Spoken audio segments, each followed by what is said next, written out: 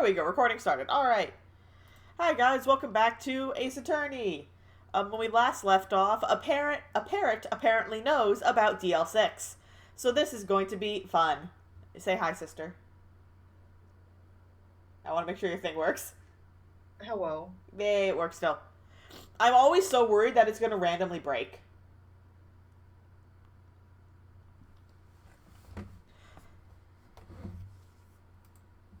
Alright. Once again, we have to both remember all of our voices. Hippie. The voice, the judge voice is so low. Question for the trial of Mr. Miles Edgeworth.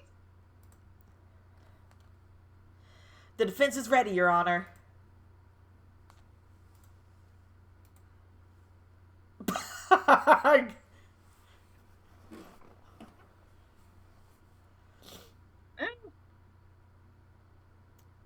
Hold on, sorry, I fucked up my computer.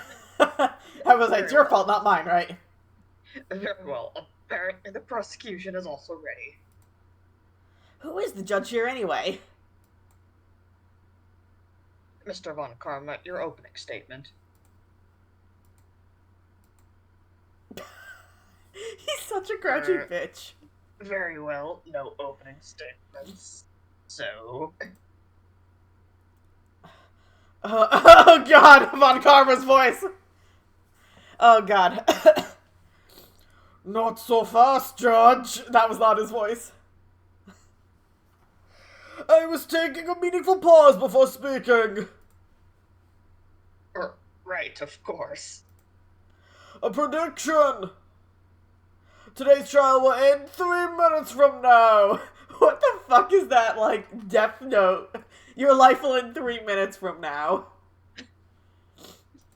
So Walkarm's gonna jump over his desk and shoot you in the fucking head if he doesn't end in 3 minutes. Order! Order! Mr. Von Karma, what is the meaning of your statement just now? Bah! Must you question everything? It will be over in 3 minutes! We have no time to waste! I'll call my witness now! Right. I call my witness, my decisive witness, to the stand! It's that mysterious boat shop owner.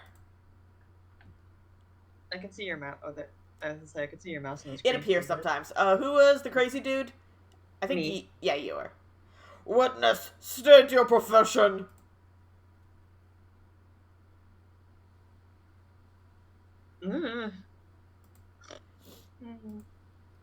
Sleeping noises. I'm the proprietor of the restaurant The Wet Noodle at Gourd Lake.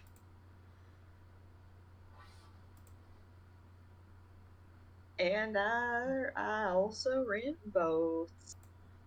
The night of the incident, you were in the boat rental shop, correct? Yep, I was. Please testify. Wait a second. We still haven't heard who this old guy is. Raise an objection. Who is he? Wait a minute. The witness hasn't stated his name yet. Because I did not ask him, Mr. Wright. Bah! Oh, I have predicted this trial will end in 3 minutes. It's already been a minute.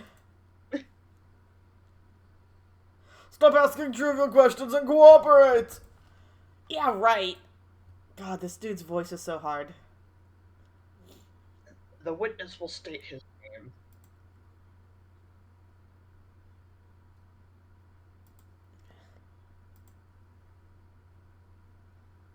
Well, I'm not really sure yet. What do you mean? How is this guy a valid witness? My, memory. Your Honor, the witness does not remember anything beyond the last several years. Ergo, he cannot recall his own name. He can't recall, you say? Yes, but the incident in question took place 3 days ago. He can testify. His voice has definitely changed. Very well. Let's hear his testimony then, shall we? Witness.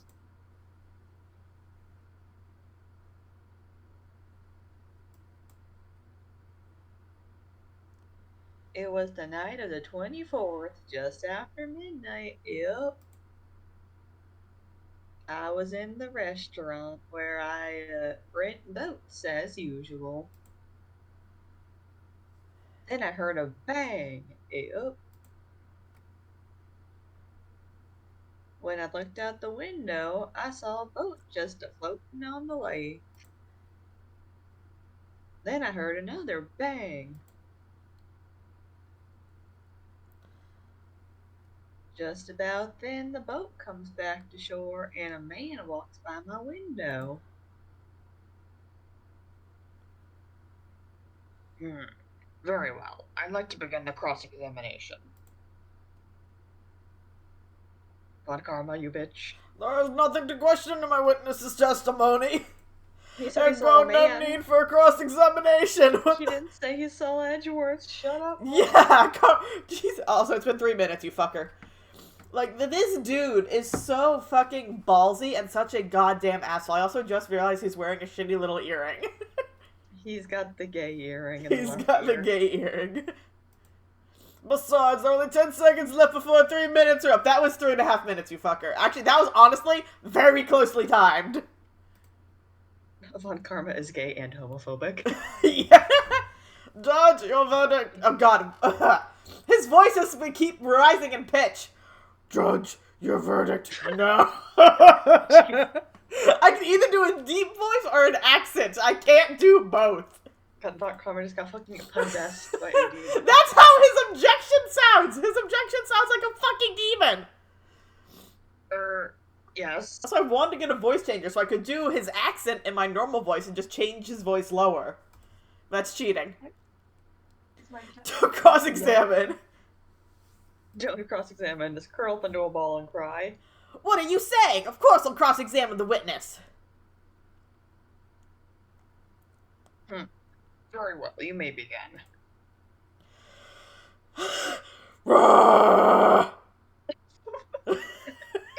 Excuse me, Mr. Von Karma? 3 minutes just passed. I see. Well then, let's just take our time. Says the guy who wants cases over in 3 days. Hey, I mean, the judge doesn't personally. He just has to follow the legal system. True. You may cross-examine the witness. Alright, I was gonna press him on every single point, to piss off Von Karma, so. Yes, absolutely.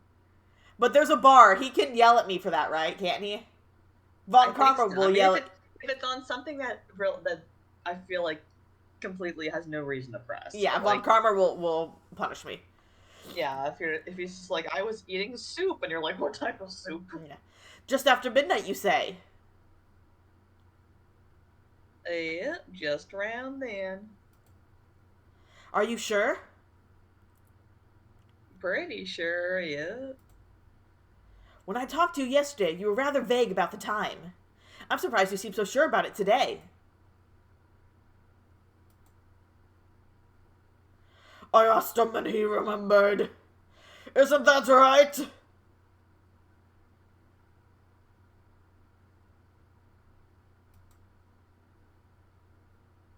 Don't glare at me like that.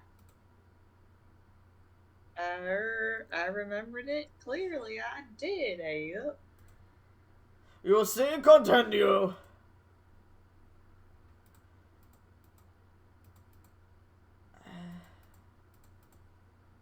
I'm gonna press about this because this is the obvious. By your window? I thought you would press on the man! Not the window, Phoenix. By my window.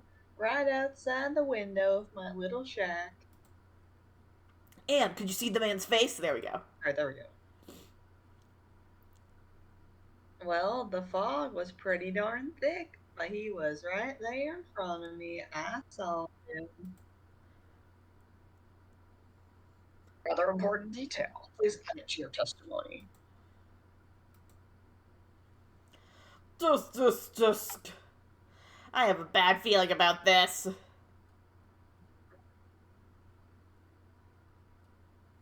Oop. Well, are you sure? Oh. I forgot about this. Von Carver and the judge are gonna be so fucking confused. Dad!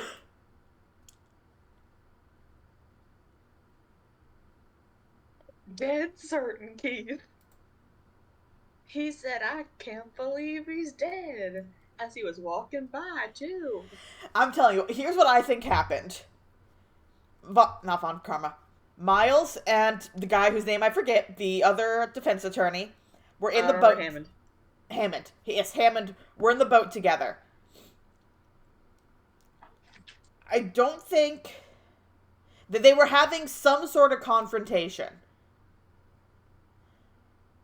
And someone else shot Hammond. And Miles, in shock, rowed the boat back. I hate that you call him I hate that you call him his first name. I don't have that right. Edgeworth. There you go, thank you. Edgeworth, in shock, rowed the boat back and just kind of stumbled away. That's what I think happened. I don't know who shot Hammond. He's traumatized from seeing too many people shot in front of him. I'm thinking he had a flashback to his dad getting shot in front of him when Hammond got shot, and he was still in shock from that. I don't know who shot Hammond, who's framing him, but clearly someone is framing him. Mm.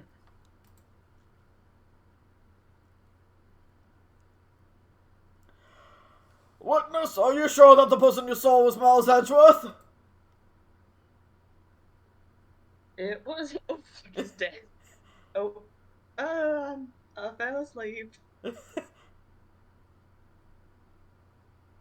This sounds like decisive evidence indeed. I see no room for doubt. But we already know he didn't fire the fucking gun! Gun. Like, how do we ignore that solid piece of evidence? Fucking Edgeworth is... It's the wrong gun, or the wrong hand on the gun. Von Karma. He lured me into cross-examining so he could set me up for a fall. Dusk. Nick, I don't like the way things are going here. Oh, they put Maya back in the court after she got arrested for contempt of court. Everyone in the courtroom is glaring at us. Better act quick, this trial's gonna be over. I'm gonna have to raise an objection. You can, but what are you objecting to exactly? I don't know. Well, am I just gonna sit there and let nothing happen? I'd rather lose points than... I'm still full for the day. Your Honor! You're full of life points for the day. We proved in yesterday's trial that it could not have been Edgeworth who fired that gun. There we go, see? That's what I was saying. Mr. Wright. Are you referring to the fingerprints from Edgeworth's right hand found on the gun? And the photograph showing a man firing with his left hand? Exactly. That is easily explainable. He could have wiped his prints after he fired. You're ignoring the truth of the murder here. Everything in this witness's testimony is true. The judge is lost in thought. What should I do? I mean, I have to keep raising an objection. Because we can't validate that everything he said is true. This dude is clearly crazy. He easily could have been coached into this statement by Von Karma. But obviously no one's going to listen to that. But they should. Your Honor, this witness claims that Edgeworth said, "I can't believe he's dead." But his word is all we have. If he were telling a lie...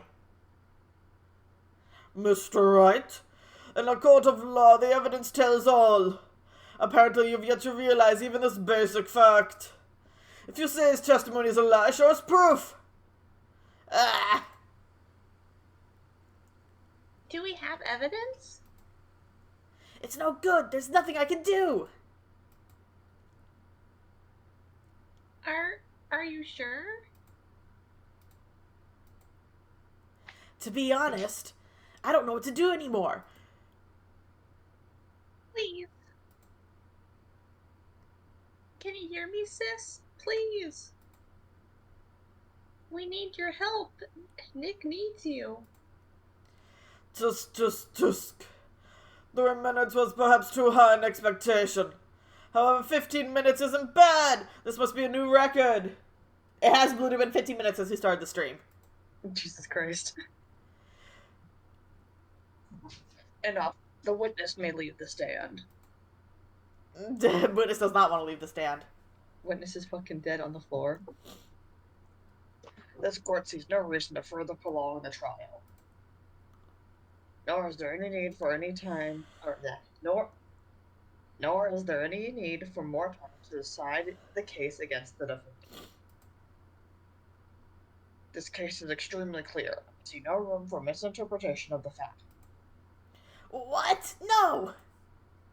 Humph. This court finds the defendant, Mr. Miles Edgeworth. Milky. You gotta have words killed. Well, how did I... Huh? I said I fucked up somewhere. The accused will surrender to the court immediately. To be held pending trial at a higher court within a month from today's date. That is all. This court is adjourned.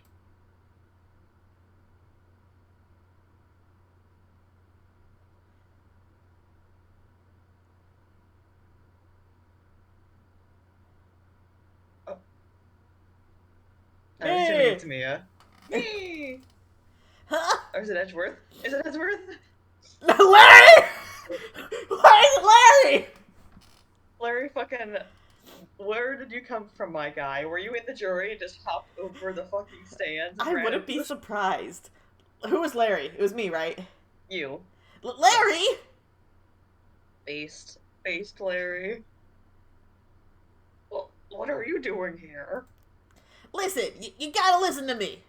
I was there in the park the night of the murder. I wasn't sure about it until just yesterday. But today I remembered it. Remembered what? The gunshot! I heard it too! Oh, order! You know what? I bet you Larry was running here and just got lost. And just now got here. Based Larry. What is the meaning of this? The verdict has been decided. I call for adjournment. One moment, Mr. Von Karma. So, you say you heard a gunshot? Yeah, I did. A gunshot that night. I was sitting here in the audience listening to the testimony. Oh, he wasn't in the audience. Didn't realize something he said was different from what I remember. Anyhow, I can't just sit here and let you call Edgy a murderer. It's just not right. I'll testify. Let me testify.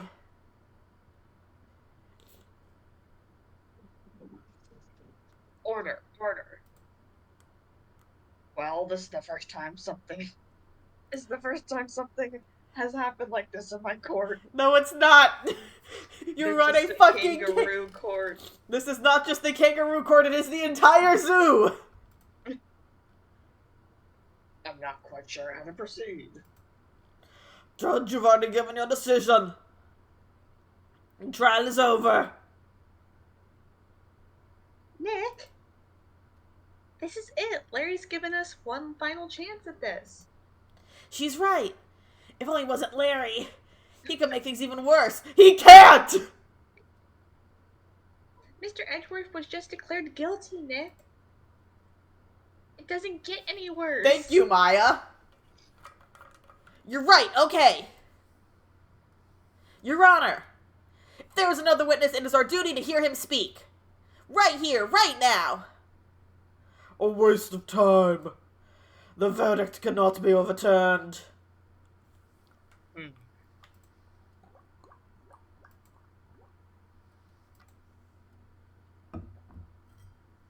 Allow me to speak my opinion.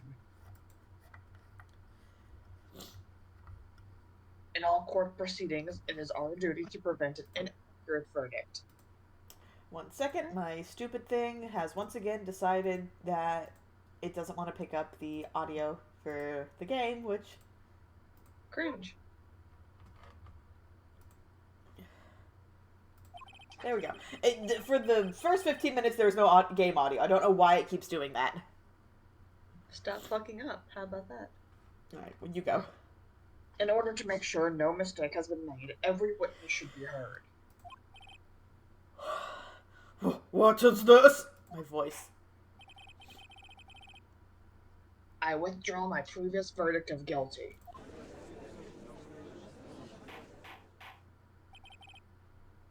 Mr. Von Karma, I order you to call this new witness to testify. Now. Yeah, What? Judge. The court will adjourn for a 5-minute recess. After that, we will hear this new witness. Von Karma's gonna fucking shoot Larry. Court is adjourned. Von Karma should never have fucking access kill to a this gun. Larry. He is going to murder people.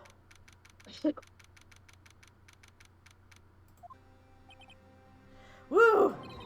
That was too close! Set you on the edge of your seat like that, Edgeworth. Haha, edge of your seat. Haha. Guess his name's Edgeworth. Yep. I've seen worse. Yeah, right, My daughter Edgeworth. dying. You're sweating bullets! I just wonder what Larry plans to say in there. Larry was at the lake that night? Yeah. He said he went looking for the Steel Samurai balloon that flew into the lake. I was 100% calling it the Silver Samurai, like, all the last 2 episodes. Oh, sorry. Sorry, you froze for a good, 5 seconds. Oh, are you back? Yeah. Okay. I was fully calling it the Silver Samurai for, the last 2 episodes. You stupid. Oh, right. And he found the balloon in the air tank that night. Yeah. Hey, Edgeworth.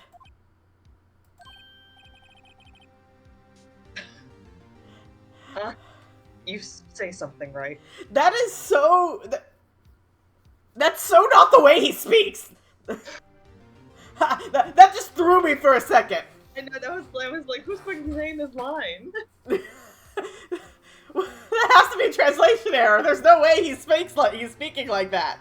I mean, he was spacing out. I feel like he was saying, did you say something? Yeah, a lot of things. You seem out of it. What's wrong? It's nothing. Huh? Mr. Edgeworth, there's something I've been meaning to ask you. Don't ask her about the earthquakes. What's that? Oh, alright, that's valid. Why are your fingerprints on the murder weapon? Oh. Oh. Oh, that's you. God damn it! Me. Why do I keep trying to steal Edward's lines from you? You cannot steal him from me. He's my little guy.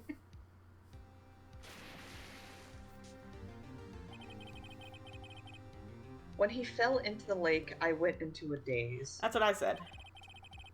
I couldn't understand what had happened. I couldn't think straight. Then I saw the pistol lying on the floor in the boat in front of me.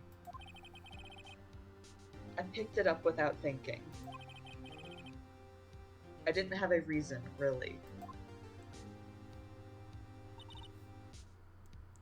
I see. Right. Yeah?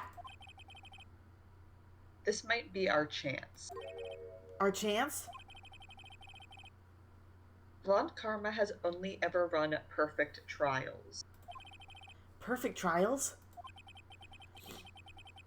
Perfectly prepared witnesses, perfectly complete evidence. That's the secret to his success. This is the first time he's ever had to deal with something unexpected. He has to let someone he hasn't even talked to testify before the court. And that someone is Larry. What are you getting at? It's likely his testimony will be full of holes, right? That's right, Nick. No, 10 minutes this time. We'll milk this one for all it's worth. Hey, it was 15 minutes. 15! Everything's on Larry now. Oh god. Oh god!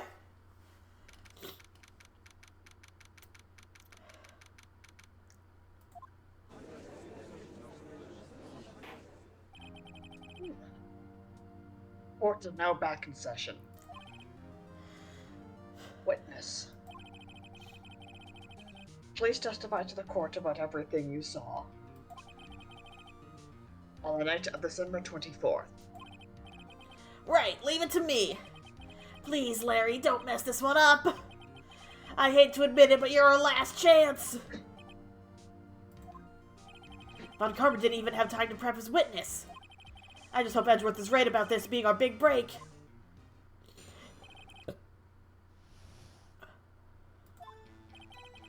That night, I was out in a boat on the lake. I was looking for something, and I found it.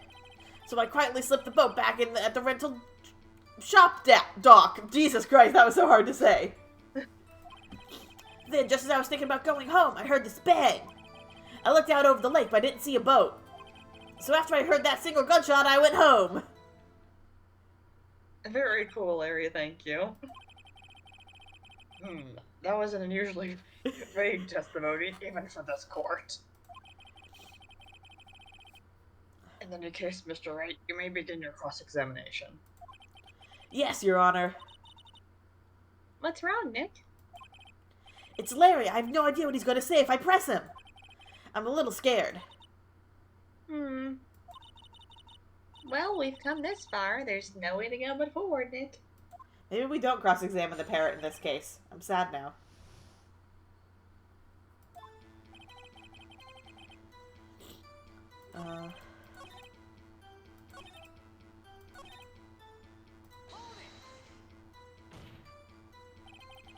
Wasn't there a boat on the lake?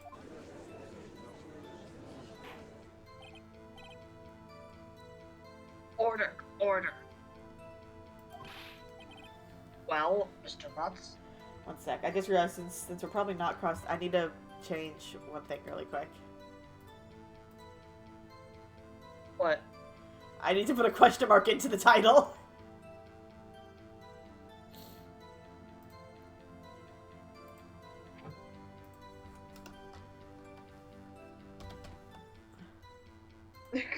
There we go.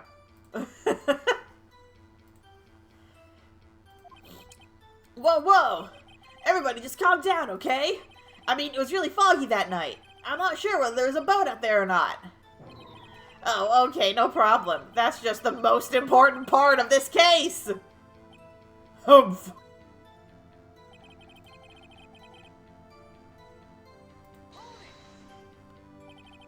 So you only heard one bang, correct? Yeah. Huh. Well, Nick? Huh. It was a pretty wishy-washy testimony, wasn't it? I guess I should just start working on the contradictions. Sorry. I wish I could be more helpful. I wish I could call my sister.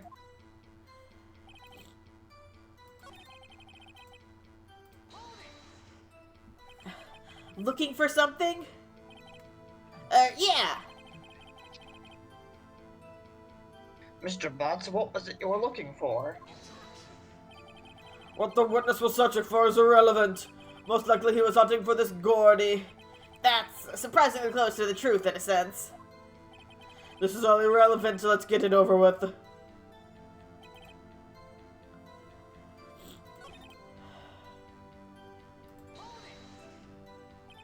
Where did the sound come from?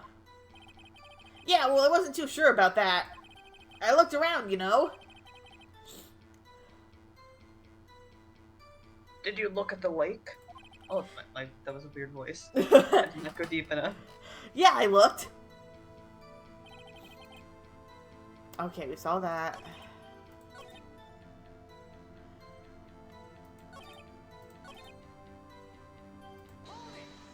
We got to do some evidence. Something wrong, Mr. Rabbit. There are so many things wrong, I don't know where to begin. Ah. Well, okay. First of all, what time was it? Oh, it was after 11 when I went out in the boat. By that time, everyone had gone home for the night. So I waited until the coast was clear, so to speak. And why are you out on a boat at such a late hour?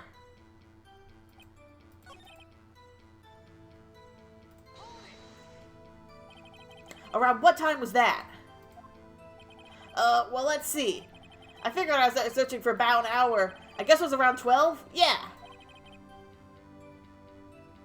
You're not sure? Hey, don't give me that face. I'm not some sort of human sundial, okay? People use watches these days, Larry. Okay, we did that. We did that. We did that. Shit, I need to find evidence now. A single gun. I mean, you can present the gun that was fired multiple times. Yeah. Your Honor, that statement contradicts this evidence. No, yes it does!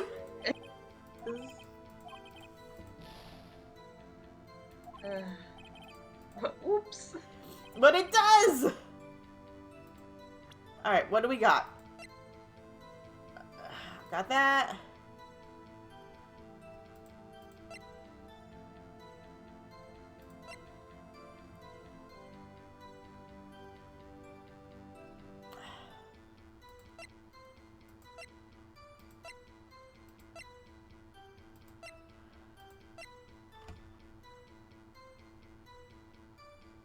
I guess this is probably more. There we go. Mm. Wait a sec, Larry. Well, what?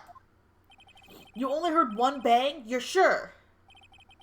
That's what I said. But Miss Lana Hart testified yesterday that she heard 2 bangs. And the old man just now said the same thing. They both heard 2 gunshots that night. Huh? Were you even listening? Were you paying attention at all to what they said? Yo, Nick, please! Huh? You know, something's been bothering me. I'm a witness, see? I'm like a customer here. So you gotta treat me nice and stuff, okay?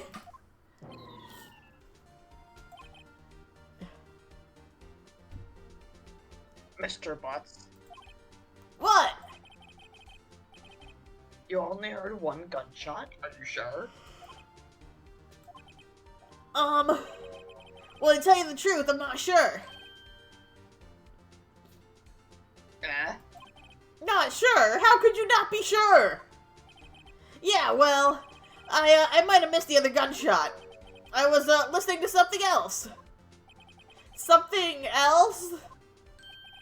My radio, dude, with my headphones. What? Oh, Larry. Larry, you're not helping. Oh. Order, and stop that booing. Thank you, host boss, for following. One sec, I just realized that one of my stream things is incredibly off-center. There we go.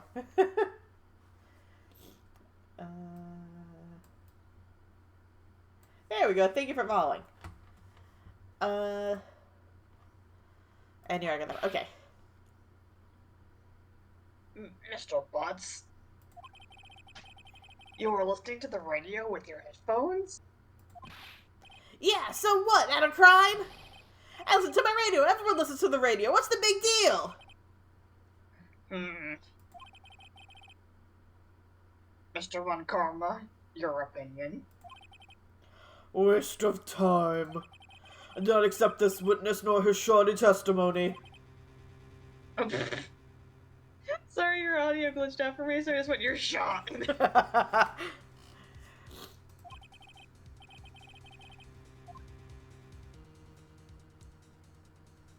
I mean, I gotta continue, right? I mean, we gotta. Your Honor, please allow the witness to continue his testimony. Bah!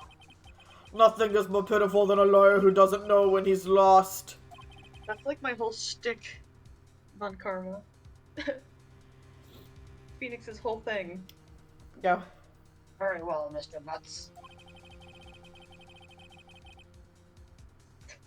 Please give your testimony, and be sure to include details like a radio.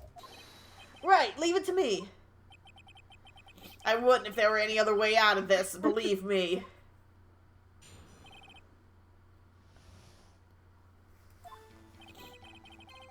It's lonely being alone on Christmas Eve. That's why I was listening to an all-request show on the radio, see? I listened to it real booming loud like. But I'm sure I heard that gunshot. I remember exactly what the DJ was saying when I heard it, too. Oh, please be what I think it is. No, say it! You were listening to your radio at your volume? Yeah, what's the big problem?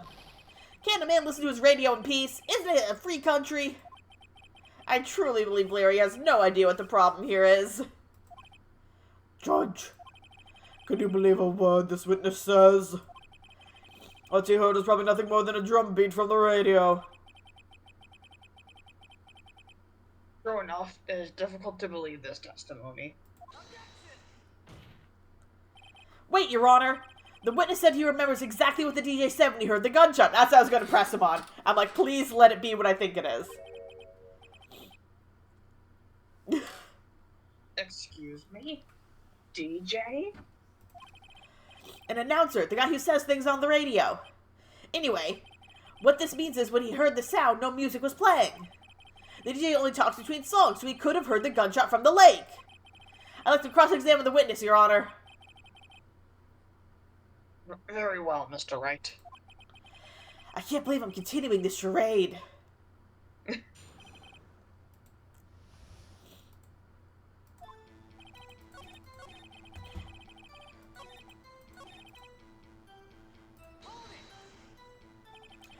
What does she say?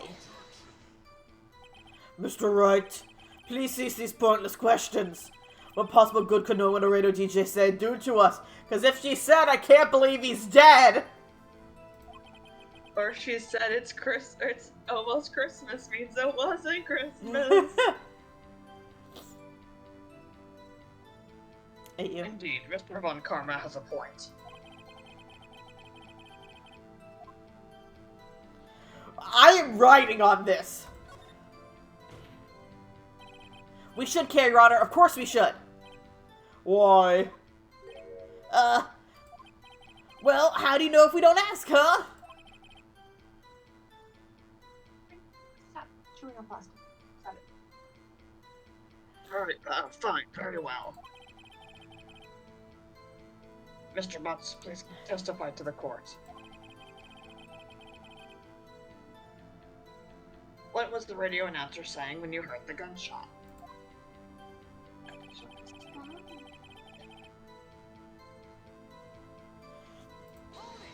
It's almost Christmas means it wasn't Christmas. Are you sure? Baby. Of course I am. She had this real sexy voice. Larry. Maybe Von Karma was right. I'm not sure how that helped us at all. This is the most ludicrous testimony I've ever heard. But there is one gleaming ray of hope in there. I've got to press it until we get to the bottom of what happened.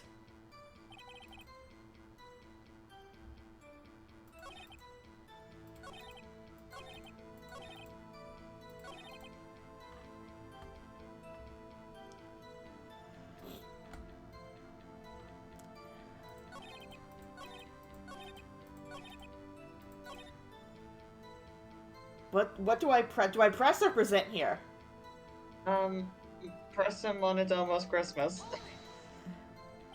So you turned on the radio. Right. I just wanted to hear someone's voice, you know? You don't know what it's like out there alone on Christmas Eve, alone! I shouldn't have said anything. Phoenix was alone! Unless he was with Edgeworth. I know he could have been with Edgeworth. Edgeworth been detention. I'm thinking... Plastic. Have it. Sorry, my cat is just crunching on plastic. Almost Christmas means the man could not be shot. Yeah, because both of the other Christmas. people said the 2 gunshots were right after each other, not 15 minutes apart. Haha! Larry, are you absolutely sure what you're saying is correct? Huh? What's with the face? What were you saying? Give me the line. Give me the line. What's with the face? You look scary, dude. Hey, if you try to scare me, bet no, I don't scare that easy. Is something the matter, Mr. Wright? Your Honor, did you hear what the witness just said? The DJ said, hey, it's almost Christmas when he heard the gunshot. Indeed. And? Almost Christmas means it wasn't Christmas! Yes. Hell yeah, baby. Do you realize what this means? When he heard the gunshot, it was still Christmas Eve. That would seem to be the case, yes. But he should have heard that gunshot after midnight. This photograph is irrefutable proof of this fact. Let's see what the time was on the... Oh, that's you.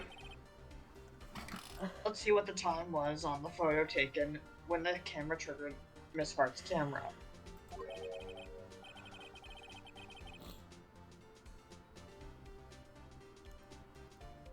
I don't need to read the date. 15 minutes after midnight on Christmas Day. This is a clear contradiction, Your Honor.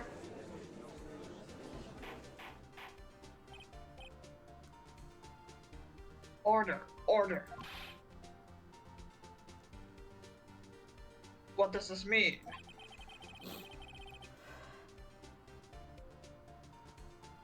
The 2 prior witnesses heard gunshots after midnight. So this is the 3rd shot, then. But what does that fucking mean for us? However, this witness says he heard a gunshot before midnight. George, the answer is simple. The current witness is plainly mistaken. Just look at him, suspicious. What?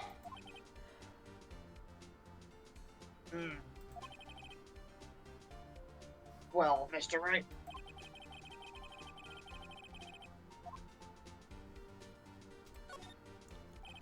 Larry's not mistaken, Your Honor.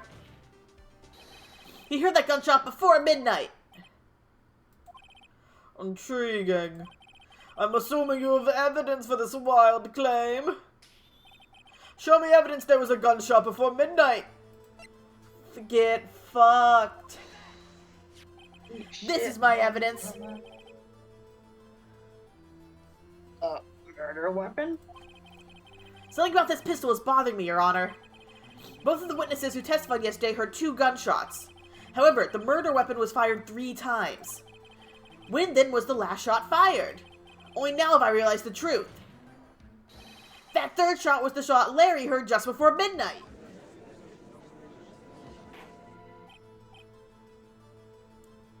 Order. Order.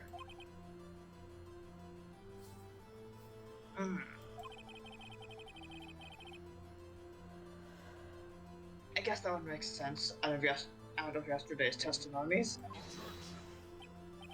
Oh, you waste our time again with your empty statements. Yes, the pistol was fired 3 times. But do you have any proof that it was fired before midnight? Do you have proof that the witness didn't just think he heard something? Indeed. Yes, we have the blank photograph. Well, Mr. Wright? There's no turning back now. Do you have evidence that proves there was a gunshot before midnight?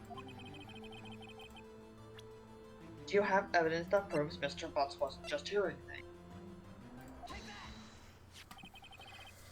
Look at this! Look at this photograph! Every time I do, it makes me laugh. This was taken by our witness yesterday, Miss Lotta Hart, with her automatic camera. It was not yesterday. The timestamp on the photo reads December 24th, 11:50 p.m. Oh, yeah?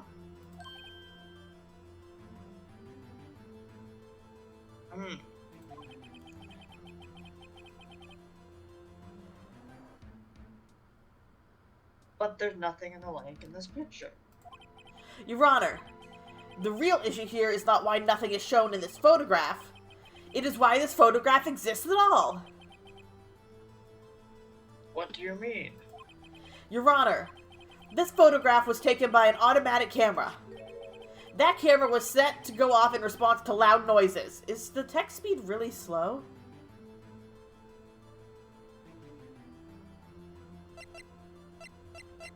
No, okay. I thought the text speed would run really slow.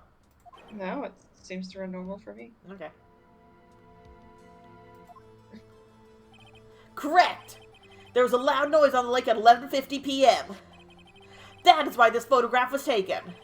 In other words, there was a gunshot at the time that Larry claims.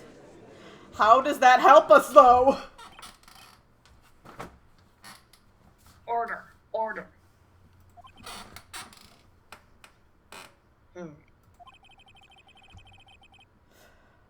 That wouldn't make sense on the evidence we've seen so far. However, this leaves me wondering exactly what did happen that night on the lake. Exactly. If this is true, there were two sets of gunshots separated by 25 minutes. One at 11:50, another 15 minutes after midnight. Why, I ask you, why? Uh-oh, better think of something quick. Wait a second. Gunshots separated by 25 minutes? Ah! What's wrong, Nick? Did you have a fucking stroke? I have it! Huh? Remember the case with the Steel Samurai? Huh? Yeah, of course I remember. The murder in this case had the same idea as the murder in that case. What do you mean? Maya! Yes? If we don't figure this out now, we'll never overturn Edward's guilty verdict. I've got a hunch and I'm gonna run with it. Right. I mean, is this safe? Safe? We've already gotten a guilty verdict. We have nothing to lose. I love that sprite of Maya. Yeah. You just watch and let me know if I say anything that sounds fishy, okay? Right, Nick. Your Honor! Yes, Mr. Wright? The testimony just now is clear of this entire case. What do you mean, Mr. Wright? That's you! Why keep stealing your lines? Damn. Tisk. So, you finally realize the truth? There can be no other murderer here than Miles Edgeworth himself. Wrong, Von Karma. A man was shot that night, but it wasn't Edgeworth who did the shooting. Listen, rookie. Take a deep breath and consider the facts. At the time of the murder, one boat was on that lake. This was shown by the witness's photograph. The defendant Edgeworth and the victim Robert Hammond were on that boat.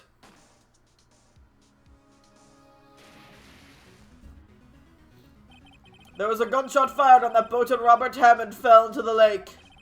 The distance of the shooting was 1 meter. It couldn't have been suicide. Well, the guilty party has to be the other man on that boat. I admit, it is hard to imagine any other possibility. Yes, but this assumes that the victim was shot at 15 minutes after midnight. What do you mean by that, Mr. Wright? What do you mean by that? What do you mean by that? Was there a dead body on the boat that Edgeworth was on and he didn't realize they were dead? Edward was just fully hallucinating, just talking to a corpse.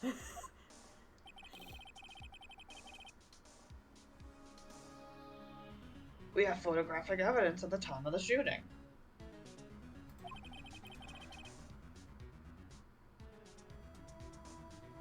The timestamp on this photo says 00:15. I don't know what time to say for that. But Larry heard a gunshot 25 minutes before that. Robert Hammond was killed then, 25 minutes before the shot on the lake. That's the only way that Edgeworth could be innocent. Mr. Wright, are you quite mad? Explain who the two men on the boat are. I mean, that would make the most sense. Edgeworth and the murderer. Yeah. Because it can't be Hammond if he's dead already. Of course, it was Edgeworth and the murderer. After the murderer killed Robert Hammond at 11:50, he assumed the guise of Mr. Hammond and met Edgeworth. Oh, I see. That makes sense.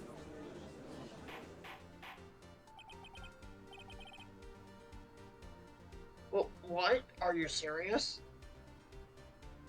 So, whoever killed Hammond took Hammond's clothes, somehow ended up on a boat with Edgeworth, and Edgeworth didn't realize it. Maybe because he hadn't seen Hammond in so long. Yeah. They rowed out to the middle of the lake.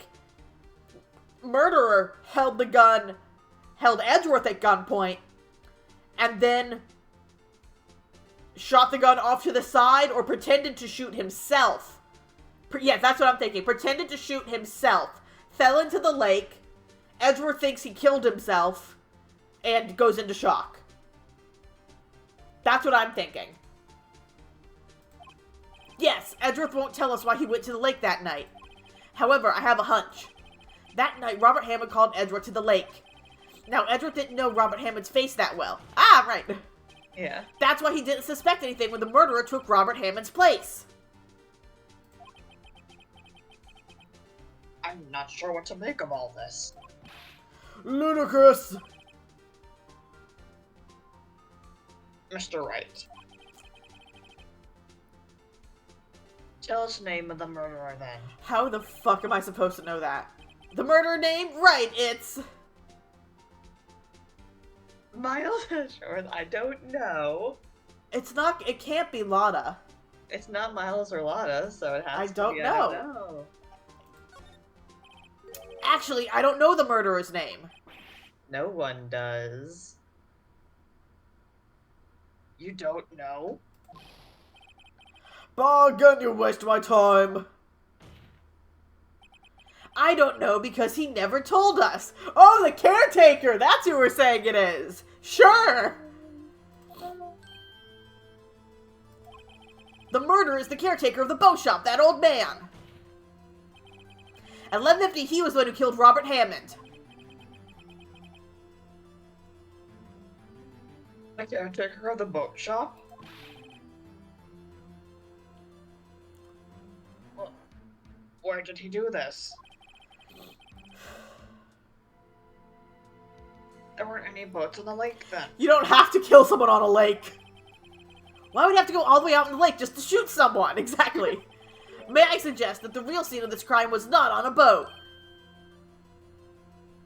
What?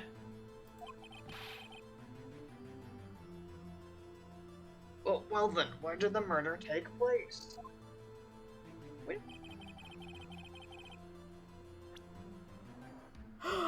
Inside! Because his table was really clean! He cleaned the blood off the table! In the boat shop. Here, of course, the boat shop where he lives. That way he could meet with the victim without anyone seeing. Do you have proof that the boat shop was the scene of the crime? We call Larry's testimony, if you will. Are we gonna get the fucking parrot? That night he was out in the lake in a boat shop, searching for something. He finds it and returns the boat. Then, just as he's starting to head for home, he hears a gunshot. He heard a gunshot, Your Honor, even though he was wearing headphones at the time. In other words, the gunshot was very, very close by. And where would that be if he had just returned a boat? The boat shop?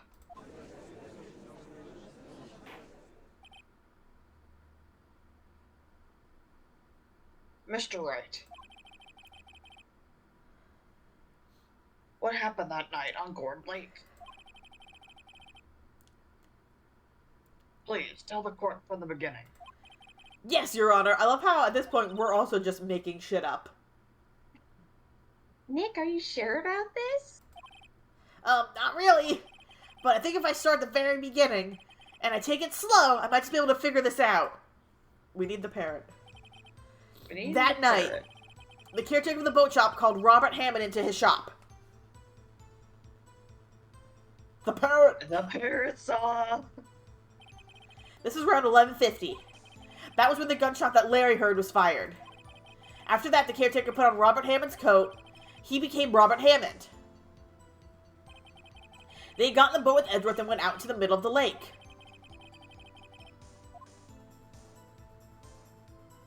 Oh no. Frozen. Screen frozen, game frozen. No. Oh, God. Oh, I'm back. Okay. I'm sticking with the theory that it's the caretaker. Do it.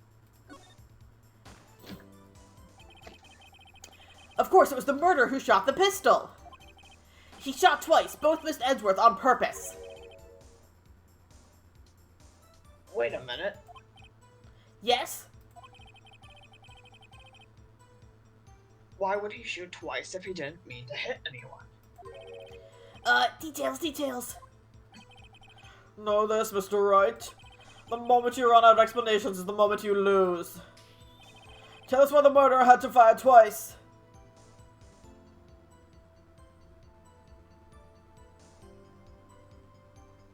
If he wasn't aiming at Edgeworth, he had nothing to aim for. So I would say to create a witness. I believe he shot twice to create a witness, Your Honor. Create a witness? The murderer lifts his pistol and fires one shot. That assures that anyone who heard the shot would look at the lake. Indeed, Miss Hart did exactly that after hearing the first gunshot. Next, the murderer waits a bit and he fires again. Then,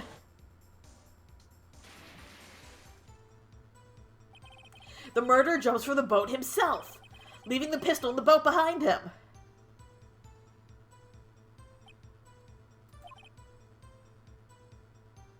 I see. To someone looking from the edge of the lake, it would appear that one of the men on the other boat had shot the other. The murderer didn't know about the automatic camera, of course. That's why he shot twice to draw attention to the boat. Once you realize that, everything else falls into place. The boat shop caretaker swam back to his shop. Then he put Mr. Hammond's wet coat back on the body, and threw the body into the lake. This is what happened, Your Honor. These are the events that transpired that night on Gourd Lake. We have no fucking proof, though. Bailiff,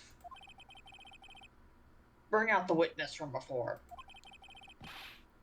The boat shop caretaker, quickly. We need his parrot!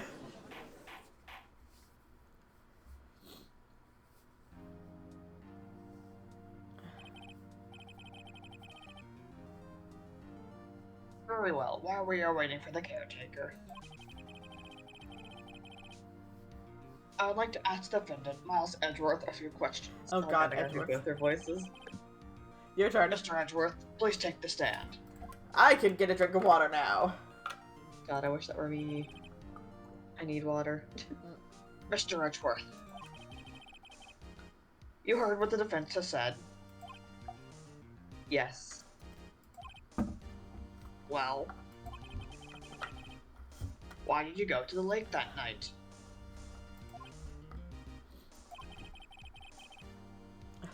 What Wright has said was mostly correct.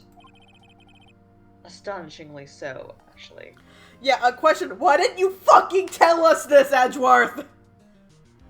Because he's a tsundere. He does not know when to help us. Even if it saves his own fucking life. Several days ago, I received a letter. The letter was signed Robert Hammond. He asked me to come to the boat shop by the lake at midnight on Christmas Eve. He said he had something very important to discuss with me. Something important?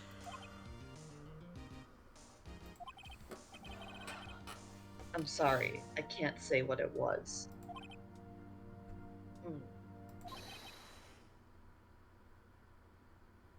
I'll be bailiff. Okay. Your Honor, sir! Bailiff, we are conducting a trial here. I ask that you remain quiet. The witness has disappeared. He isn't at the boat shop either. We need the parrot! We are cross-examining the parrot! What? What What should I do? Find him quickly. We cannot allow him to get away. Look at him. Look at Edward standing there, so polite. We need the parrot! We need the parrot! Mr. Von Karma, your witness has disappeared. I'm Like, wondering... no problem. A search warrant has already been issued. I'm wondering if the caretaker was faking some of his amnesia.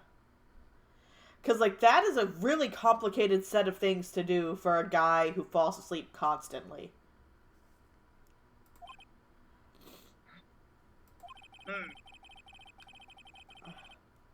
It goes without saying that I cannot declare a verdict under these circumstances. Blood on my face. I will extend the trial until tomorrow, the final day allowed.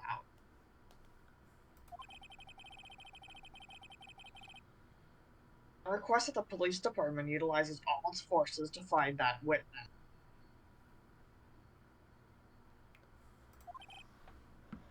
Am I understood? One more thing. Just who is that boat shop caretaker? I think his identity has become very important to this trial. I want him, and I want to... I want him currently.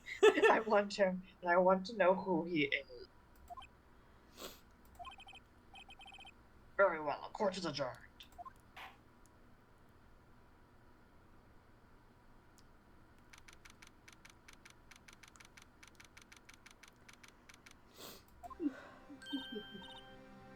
Yay, Nick, you did it! Yeah. Well, at least we got out from under that guilty verdict. And what about Larry? That was something else. Even Von Karma didn't know what to do with his testimony. Larry really helped us out. Sure, once I sifted through his unique testimony.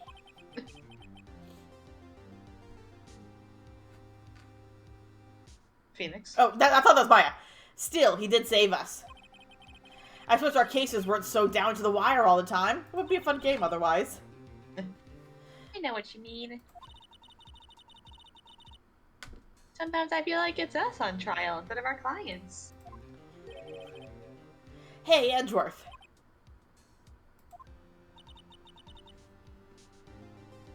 Mr. Edgeworth? Exclamation point. Did you say something? Poor dude's still in shock. Please, someone give Edgeworth a hug. Don't look so pained. I mean, it looks like you're probably gonna get off the hook. You could try to smile a little. Relax. Nothing to smile about in my life.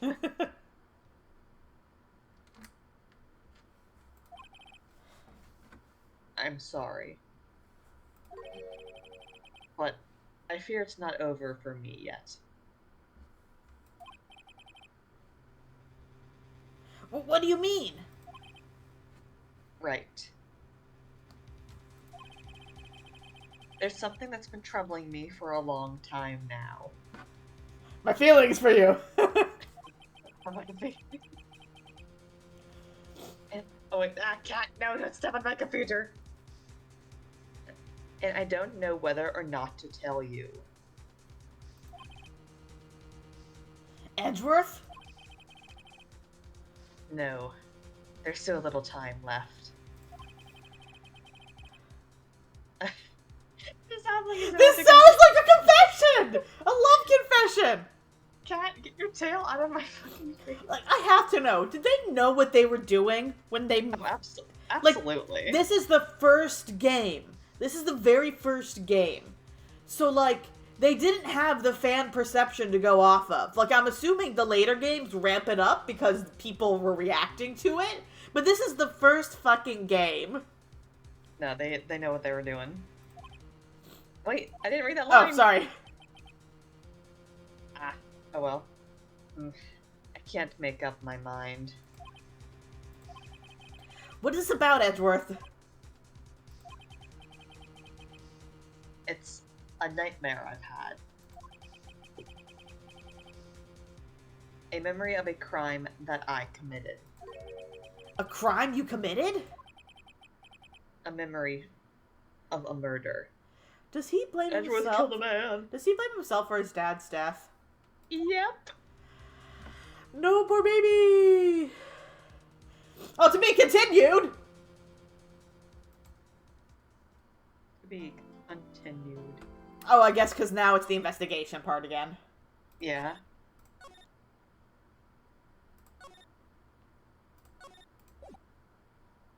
We got time for this. Yippee. Can we please just give Edgeworth a hug? Someone give this poor fucking bastard a hug. Someone. Let someone be us. What was Mr. Edgeworth talking about? He's fucking insane.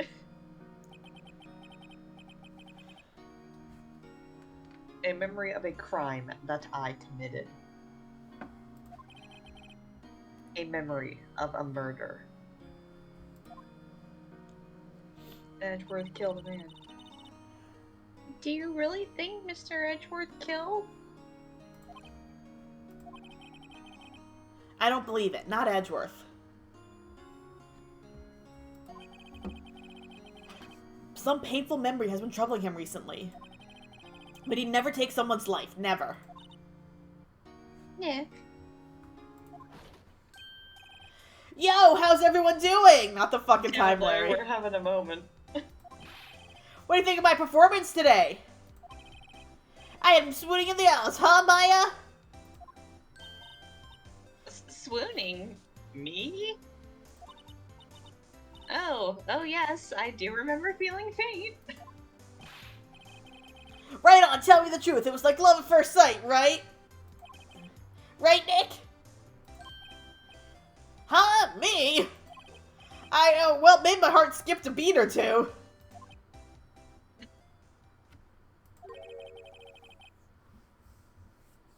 I think you do better than that. Come on, I saved Edgeworth in there, dude. Edgy. You guys should be bowing before me. Yeah, bow before your hero.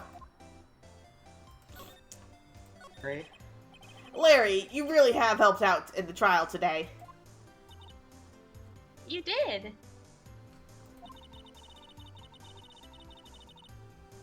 If you weren't there, Larry, I'm sure Mr. Edgeworth would have been declared guilty, or would have been found guilty.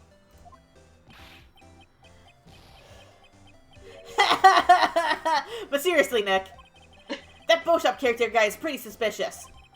But Edgy ain't off the hook yet.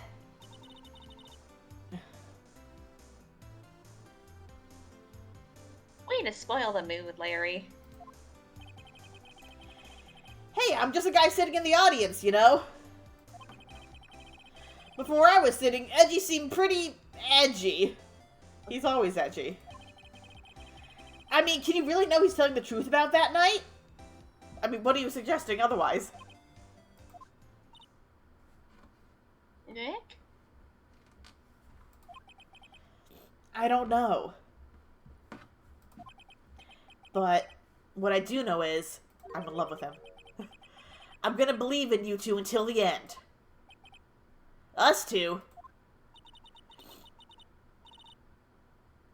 Edgeworth and who else? You mean me, right? Nah, he means me, right, Nick? Yeah, you, Larry. Not me? Mean to her! But why you, Larry? Huh? Actually, yeah, why me, Nick? Enough with the silent treatment. Edgeworth. Nick? Why do you trust Mr. Edgeworth so much? I'm in love with him. Oh, we get his tragic. We get their backstory. Yay! I mean, he's changed recently, true. But when we first met him, he was kind of a jerk, don't you think? Yeah, I'm in the series. You didn't know him back. That's me! You didn't know him like I did. You didn't know him back then. Back when he wanted to become a defense attorney.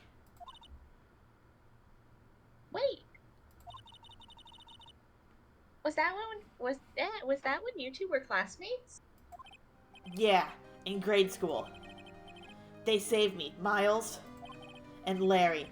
They saved me and I'll never forget it. That's why I wanted to become a defense attorney, you know? What?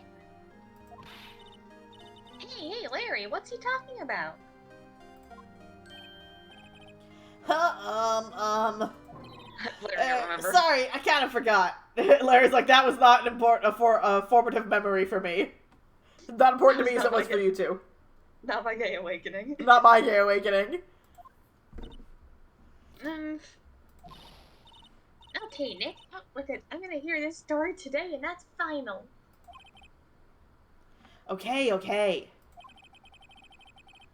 It's kind of a long story, so hang in there. This is what we want, buddy. Yay. It was the very end of 3rd grade. I was on trial, a class trial. Fucking Danganronpa. A class trial? The trial. You remember, Larry? Spring, end of 3rd grade? A kid in our class got his lunch money stolen. Lunch money? Our school was really small.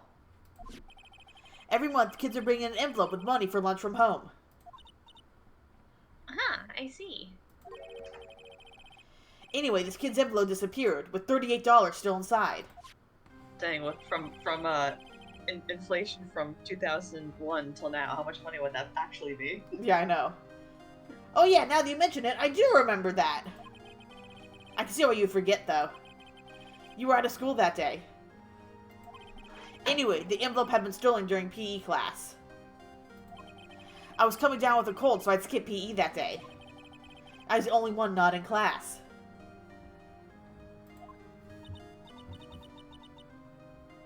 So, they thought you did it? Yeah. The kids in class said I should be put on trial. Trial? So the next day we held a classroom trial with me as the defendant.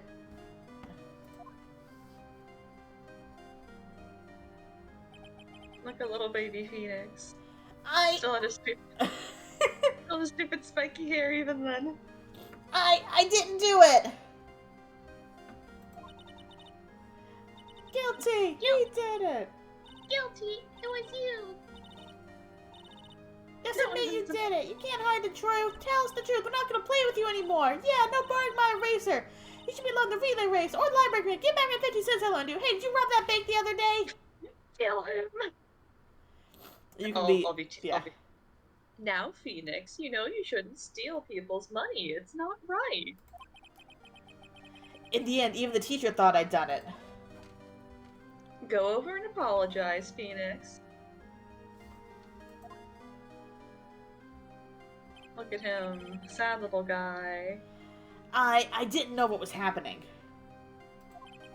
I was so sad. I couldn't stop crying. Everyone was staring at me like I'd done it. I tried to apologize. I went to where the boy whose money was stolen was sitting. That's when it happened. Protection. You used to be Little Edgeworth. He shouldn't have to apologize. The only thing that belongs in a trial is evidence. Anything else has no place. You should all be ashamed. Amateurs. He's such a little bitch even as a kid. I love him. He's got that prosecuting autism in him. Or just that lawyer who wanted to be a prosecutor or a defense attorney. Miles? He's also got the weird hair. He's wearing a fucking suit in elementary school. Oh my god. It wasn't you who stole my money, was it? Oh, Edgeworth's money got stolen. Yep. No. Then you shouldn't apologize. Everyone's been shouting you did it, but no one has any proof. That is why, Your Honor, this boy is innocent. But Miles, it was your money that was stolen. Yeah, he did it. He's the one. We don't need proof. Make him say he's sorry. This is Larry.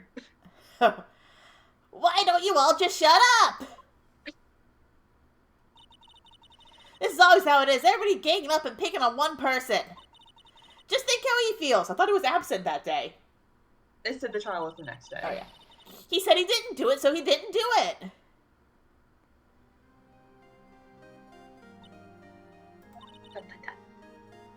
Very well. I will replace the money myself. This class trial is over.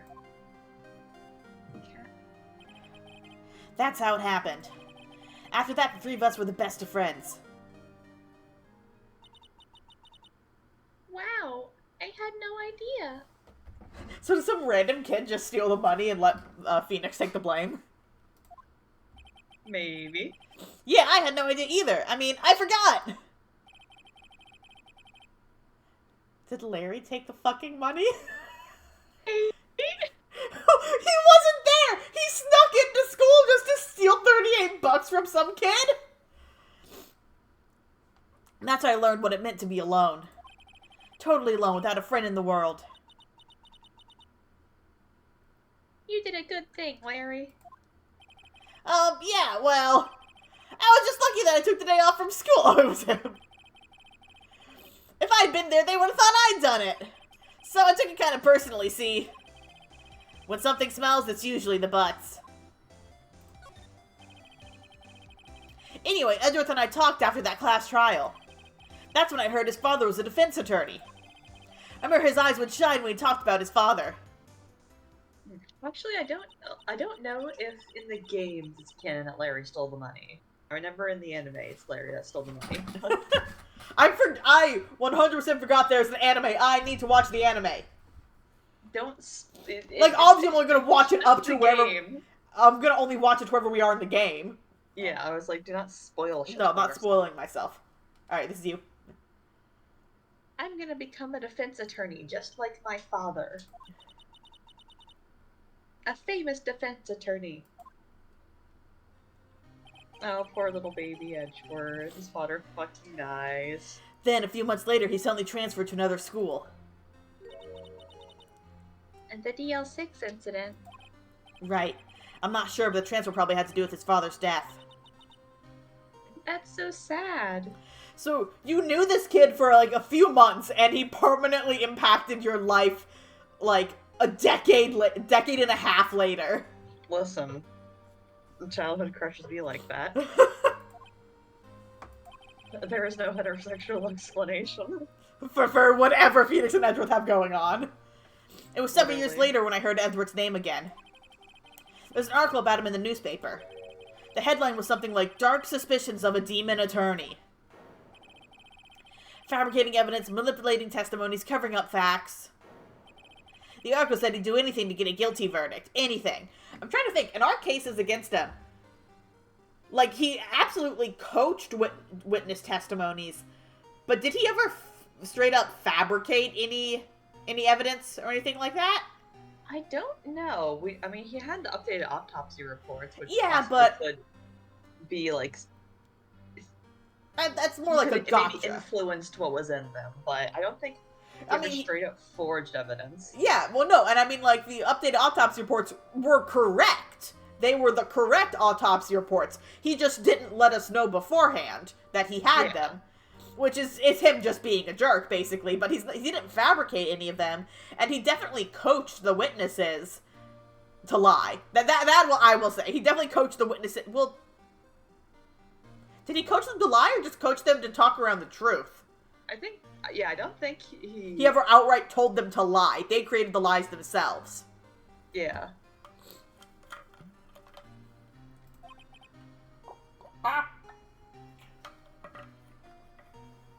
I thought Maya would be talking.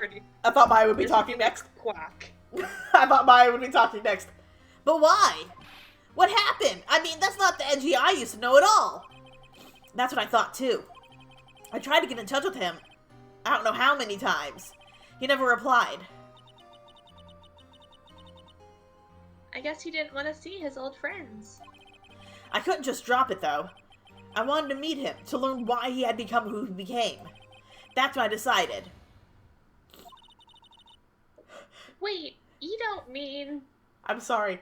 You became a defense attorney to meet the kid you knew for 3 months?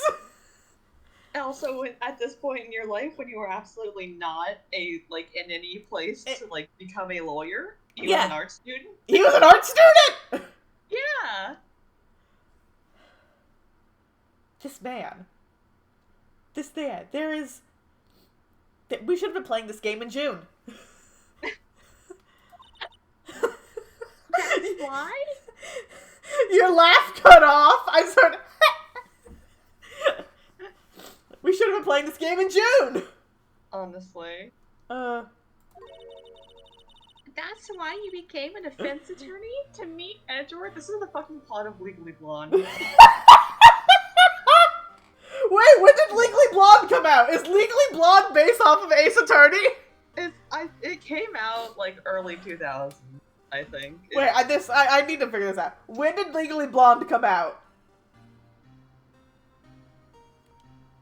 July 13th, 2001. When did Ace Attorney release in English?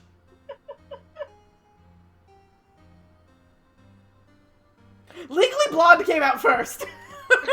Came out a few months before Ace Attorney. Sit off for Legally Blonde. Jesus Christ, Legally Blonde is that old? It's a bop. If I was a defense attorney, I knew he'd have to meet me whether he wanted to or not. God, in court. In court. That sounds like getting divorced before you even dated. There's literally no heterosexual explanation.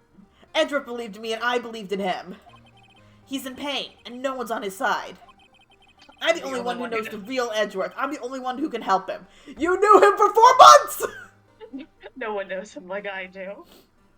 Question. Since you know more about the games than me, do Phoenix or Edgeworth ever get a girlfriend? Yes. Phoenix, canonically has... one of the trials, has one of his girlfriends in it. Okay. So, it's in the past. It's so he's bi. Yes. Whoa, Nick. So is that why you helped me out for free? Yeah. I helped you because I believed in you. Except I don't remember saying I'd do it for free. Aw, Nick! Oh, Larry. Nick! We have to say Mr. Edgeworth is the last thing we do, okay? I love how Maya's like, oh, they're gay. I need to get them together now. Maya's like, I am the captain of this ship now. Right, it very well may be. First, there's that rental boat shop caretaker. We need to find out who or what he is. He's a ghost? What do you mean by that? I'd settle for who. I guess I can clean up some of this evidence I no longer need. He's a fucking ghost. Okay, let's go.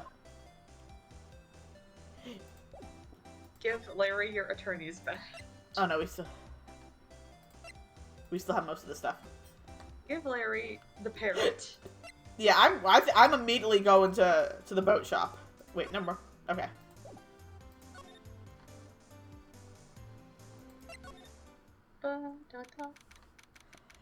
I'm wondering if he left and took his parrot, or if the parrot's still there. Hey, pal, long time no see! Gumshoe.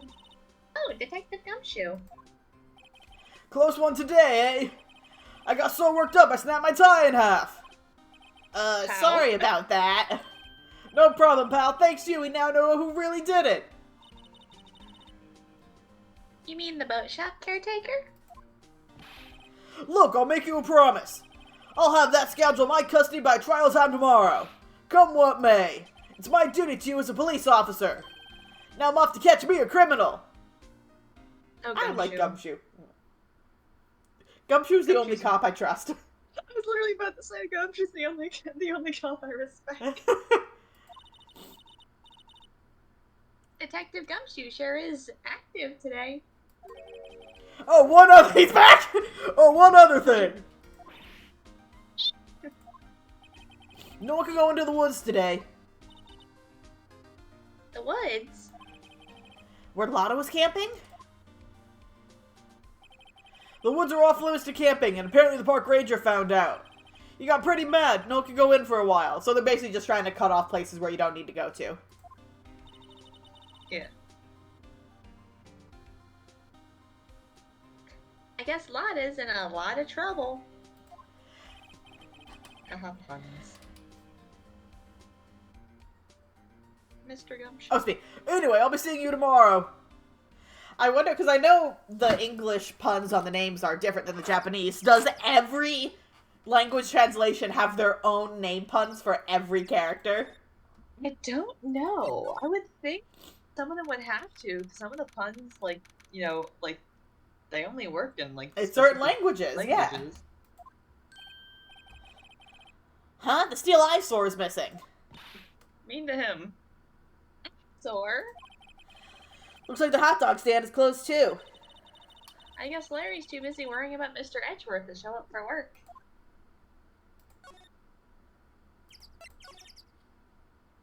The boat rental shop. That old caretaker got away. Yep. I never imagined. Oh, cat! Please don't step on my mouse and click on random things. I hear the mouse clicking. I never imagined he might be the real murderer. Oh god, who's this?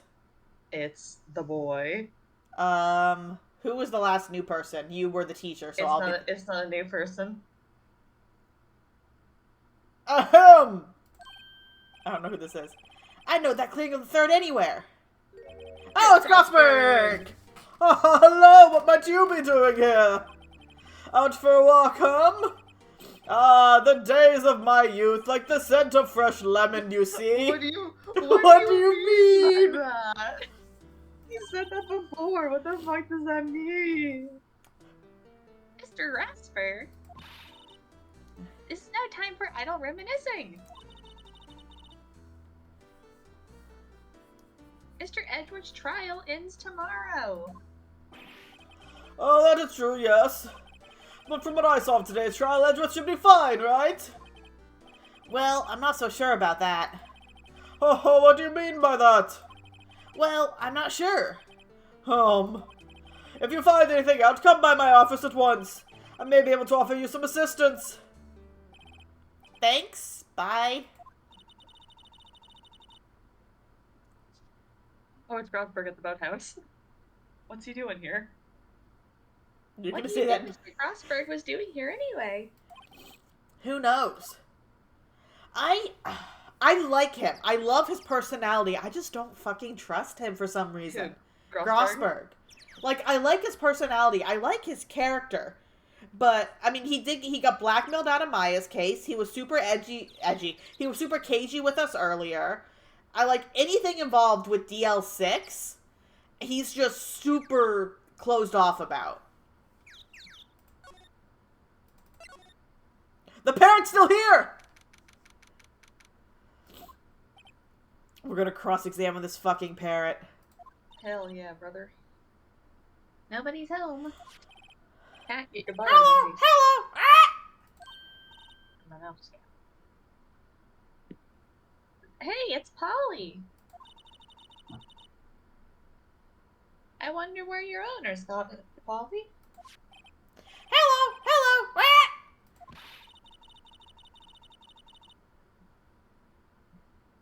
I can't believe you'd run off and leave us poor Parrot to fend for herself. Hello! Hello! Ah!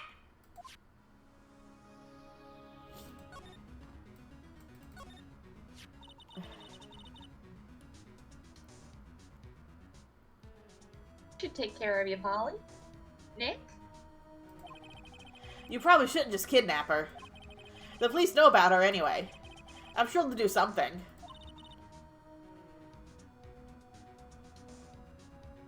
Well, okay.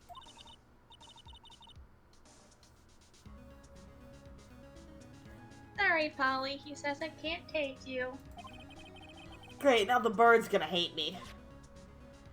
Can we talk to the bird?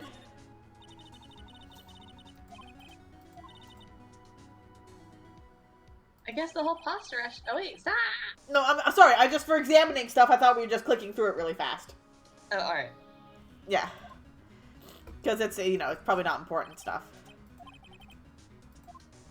Yeah, I'm really wondering how much of him was, like, legitimate, like mental issues, and how much of it was him faking. I don't know. Yeah, I know. That's because, like, we said last time, he's probably the guy who shot Edgeworth's dad. Mm-hmm. And what I thought was the guy who shot Edgeworth's dad, because of the lack of oxygen, had brain damage. But then... No, how would that work? Because he shot Edgeworth's dad, and then you saw there was a hole in the glass, so they would have been getting fresh air in. I don't know. That's gonna have to wait till we get more to DL6.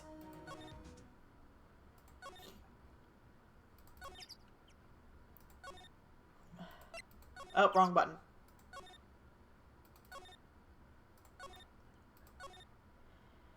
Alright, let's go to the detention center. Edgeworth! I love seeing you sad and pathetic. You look as grim as always. Huh. Oh, Mr. Edgeworth, I heard the story about the class trial. No one remembers. Except Phoenix is the only one who remembers. Phoenix is the only one who's like, this is a formative moment. Class trial? What do you mean? You don't remember? That's also very briefly before his father was fucking murdered, so... Yeah, I feel like he probably blocked out a lot of that time. No, I don't.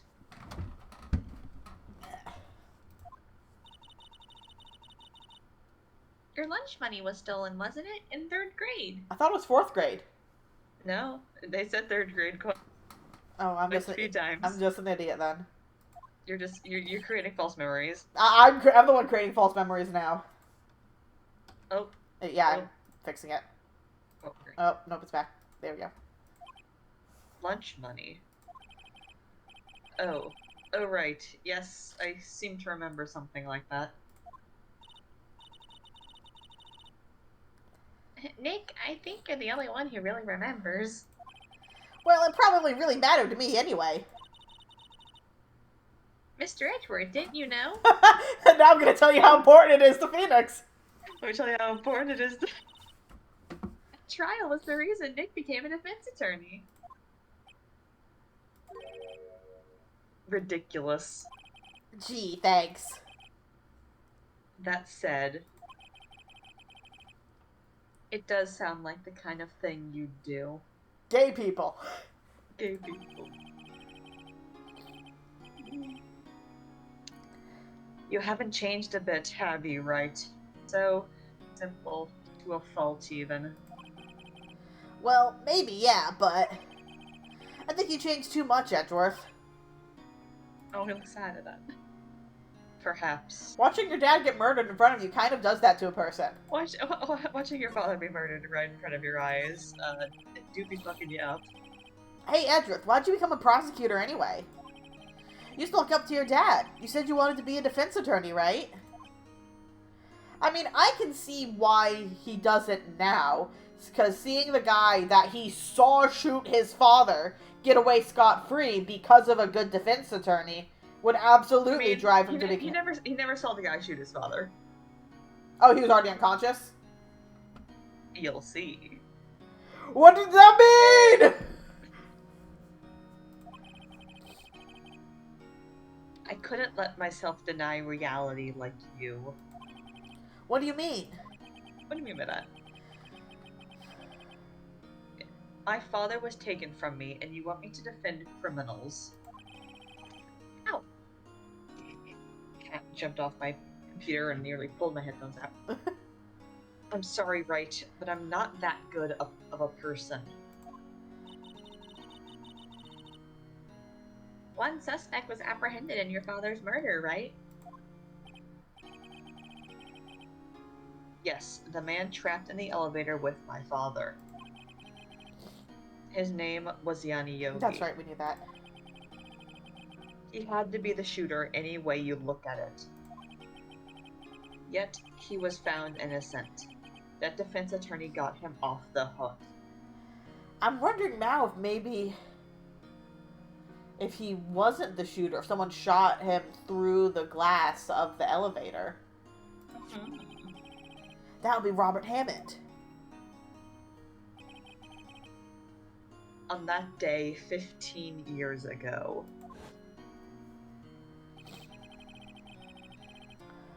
The three of us were trapped in that elevator for 5 hours. When we were rescued, we all suffered oxygen deprivation. Oh, there we go. I had lost all memory of the murder. Lost your memory? Even now, I can't recall what happened in that elevator. I mean, I feel like that could also explain why he didn't remember the mock trial, seeing as how that was only 3-4 months before that. You know, maybe a couple other memories got a little fucked up by that. Edward's got minor brain damage. Minor brain damage from his formative years. It's alright. It's fine. He's okay. That was the crux of Yogi's attorney's argument in court. He claimed Yanni Yogi had been not of sound mind due to the oxygen deprivation. Yogi was released due to a lack of evidence. Innocent. I'm sorry, in this fucked up kangaroo court world, where does someone get released on lack of evidence?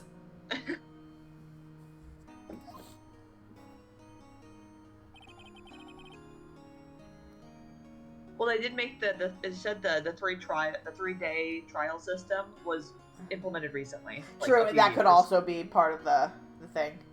Yeah. That's when I changed my mind. I started to hate defense attorneys. What's your relationship with Von Karma? He's my teacher and a man who deserves respect. I learned everything I know of courtroom techniques from him. So he's like my sister was to you, Nick. He's a perfectionist in all things. In court, in his personal life, he is obsessed with doing everything perfectly. Poor dude's got OCD. Perfectly, huh? In all the cases he has taken on, none were left unsolved. And not one suspect was declared innocent, ever. But that's... I know. It's possible some of the suspects were indeed innocent.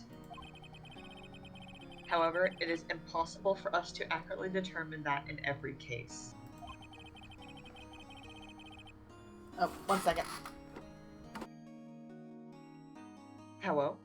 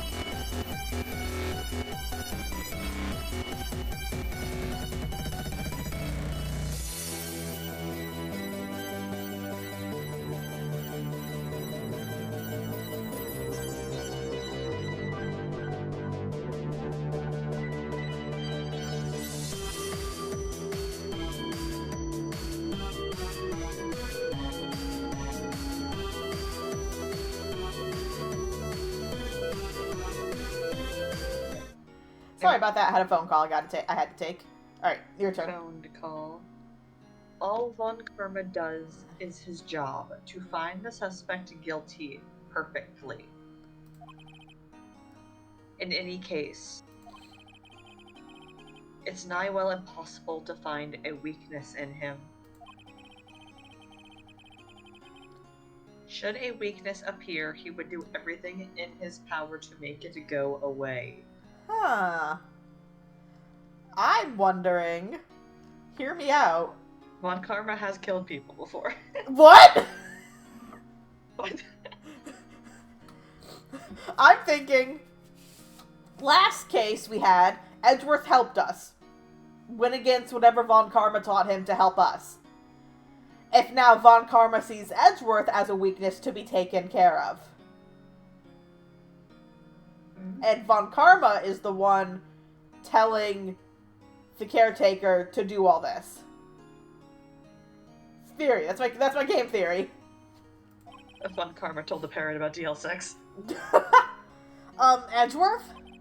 If what you're saying is true, you're heading for a guilty sentence tomorrow. He's right. Now is not the time to praise the enemy, Mr. Edgeworth.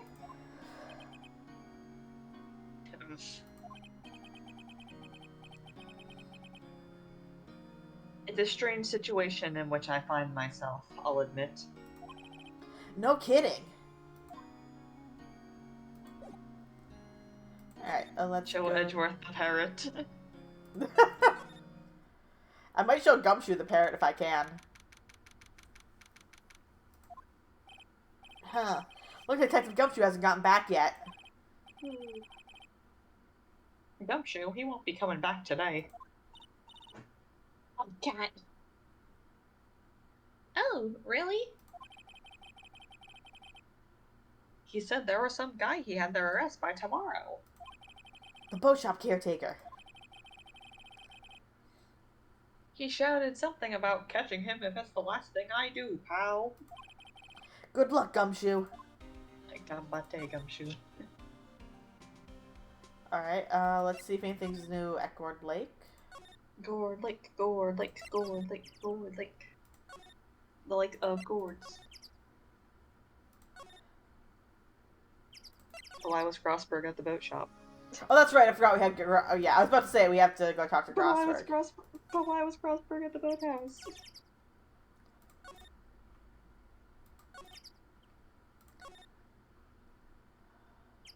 So we have to go back to our law offices. And then go to Grossberg's. He's out again. The boathouse. When does he work, anyway? Now, don't be harsh. Guess we'll have to come back later. Okay, so maybe now he's at the boathouse? Why was Grossberg at the boathouse? I don't know!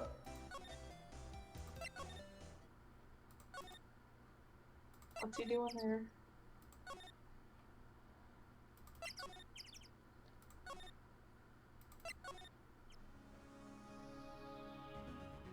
I bet there has to be... Why is it so... I wish I could directly talk to the parrot, but I've already examined him. Why is the music so intense inside there? I guess because it's the scene of a murder. Yeah.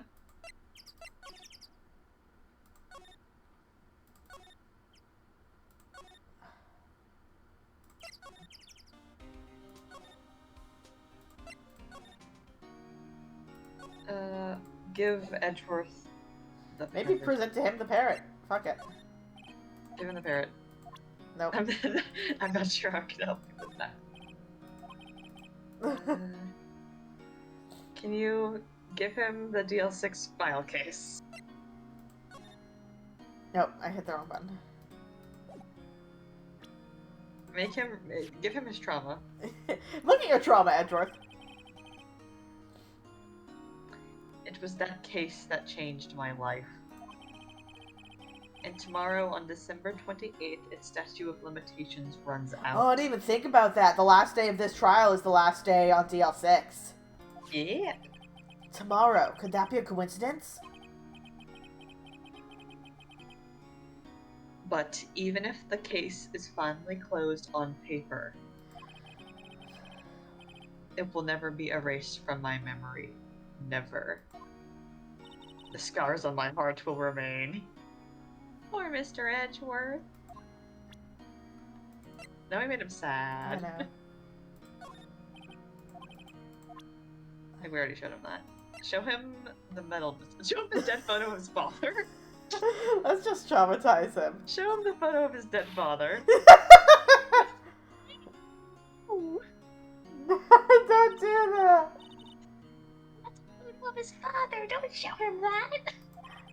You're right. Now probably isn't a good time to dredge up those memories. What is it? Nothing. Huh? Uh, Maya Defense Squad. She's like, don't fucking traumatize him. what do you know about DL6? Larry doesn't care. Larry was the murderer. Larry is the parrot. Larry is the parrot. Yeah, he's not gonna care about anything. Alright, shit, so that means we walked everywhere. Have you re-examined everywhere? I know, that's what we're gonna have to re-examine everything. Yippee! Alright, well let's go, let's start at the boathouse and move out from there.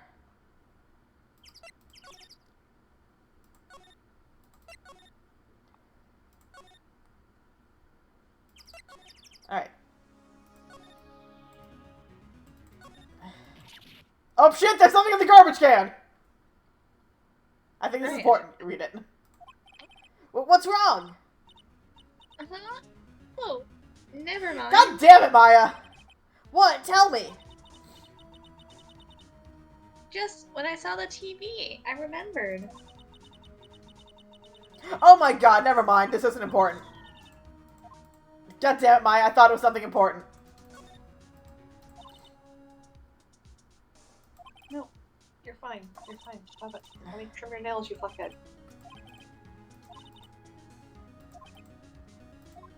Ah. Bitch, get back here.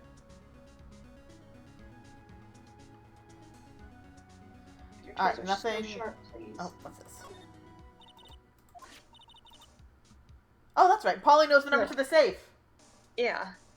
Polly here knows the number to the safe, right? Yeah, that's right. Polly, what's the number to the safe?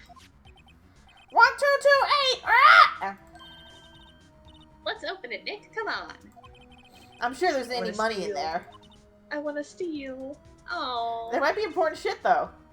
But hey. He keeps it locked, right? So there must be something of value in here. I'm not so sure. Like the murder weapon. Yeah, Okay, Nick, let's see what's in there. I guess there might be a clue or two. The only thing in here is a letter. A ladder? Oh, boring. There's no name or signature on this thing.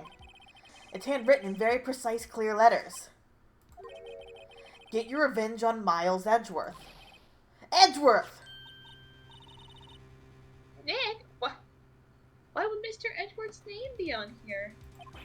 How should I know? I'm gonna read the whole thing.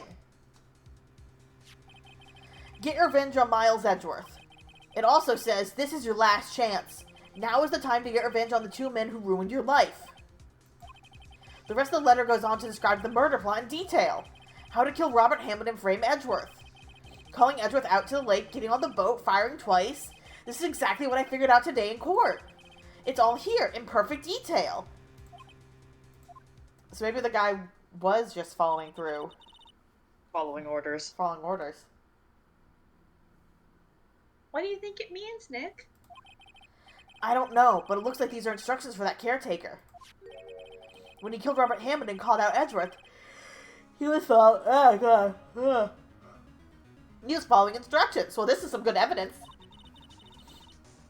But who could have written that letter? And what does it mean to get revenge on Miles Edgeworth? Yeah, he was just a kid. Look, I don't know, okay? But one thing's for certain. This letter is an amazing clue.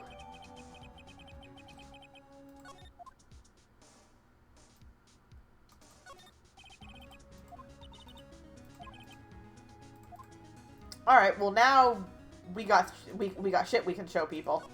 Go show it to Edgeworth. Show it to Edgeworth, yeah. Someone tried to fucking frame you for Yeah, murder. who would want to frame you? Or why does the boathouse guy want to get revenge? Yeah, that's more specific. On Edgeworth, if Edgeworth was just a child. Edgeworth, see this letter? Hmm? This came out of the safe in the shack where that boat rental caretaker lives. I see. Ah. Revenge. On me? Is that old guy anyway? I don't know. Could he be an innocent defendant you got declared guilty or something?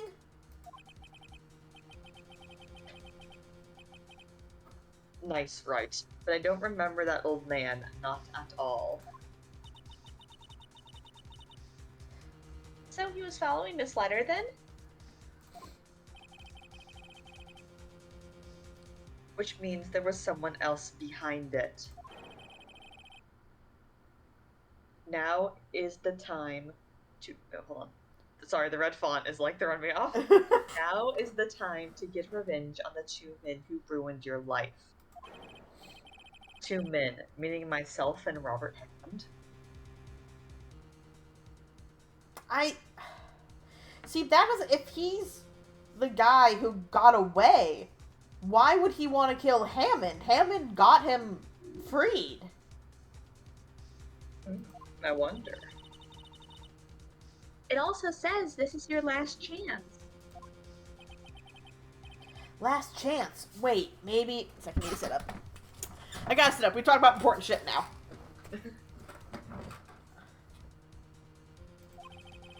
Maybe he's talking about the statute of limitations on the DL6 incident.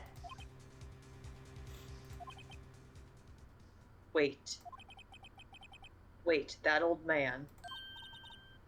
Well, what is it? Do you know who he is? Yogi. Could he be Yogi? I'm confused now, though, why he would want revenge on Hammond, of all people. Hammond got him declared innocent. I wonder. Unless he if we'll didn't... find out. Unless he didn't want to be declared innocent? Yogi? The suspect in the DL6 incident, the one who was found innocent.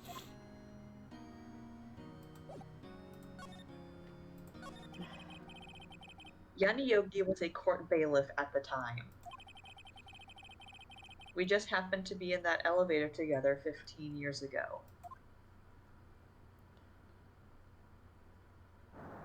Earthquake noises. Earthquake noises. The quake was incredibly strong.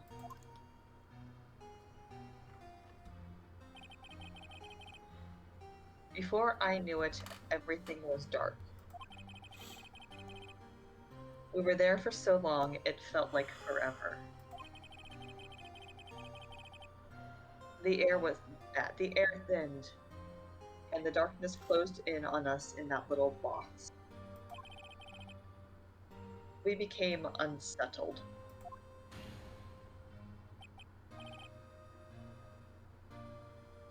I think that's Yogi? Help! I can't breathe! Help, I can't breathe. Quiet, I said quiet. Not making this any easier. I want to get out. Help, get us out. Don't shout. You'll just use up more oxygen. Ah.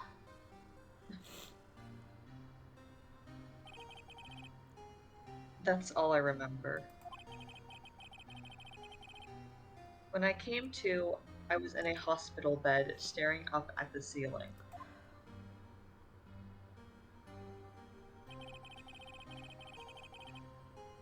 In court, Yanni Yogi's mental condition was called into question. They claimed the oxygen deprivation and stress had caused temporary insanity. In the end, the claim passed the court and Yogi was found innocent. So, I'm trying to remember. So, what did Maya's mother... Maya's mother summoned the spirit of Edgeworth's father. Yes. And he said it was Yogi? Yes, I believe so. Okay. Or something along the lines that would indicate, like, That it was Yogi. yeah. Okay.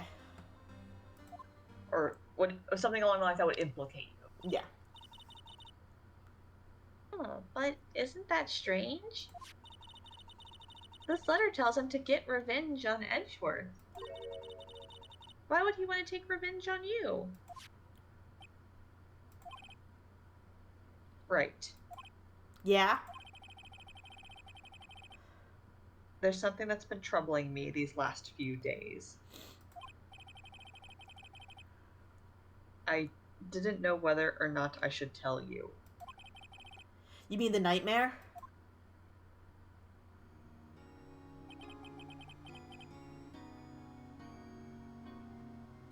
It's... oh, No, we've already seen this. Yeah, we've already seen this.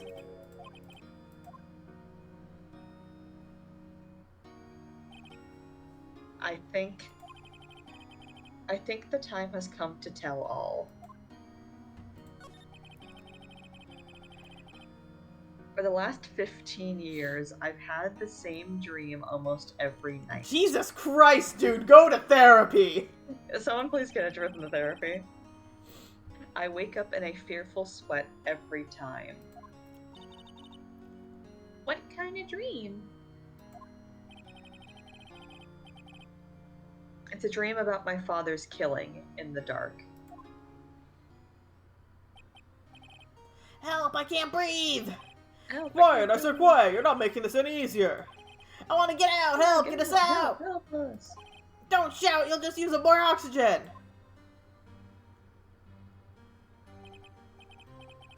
I can't breathe, you're using up my air! What? Stop breathing my air, I'll stop you! I guess technically you should probably be doing this guy. Because, yeah, okay. Ah, what? What are you?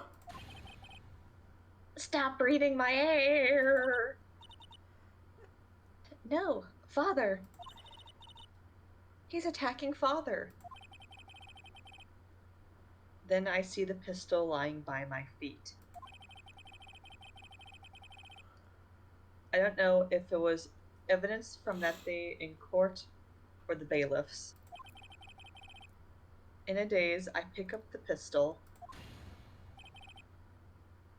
Get away! Get away from my father! Bang! Ah!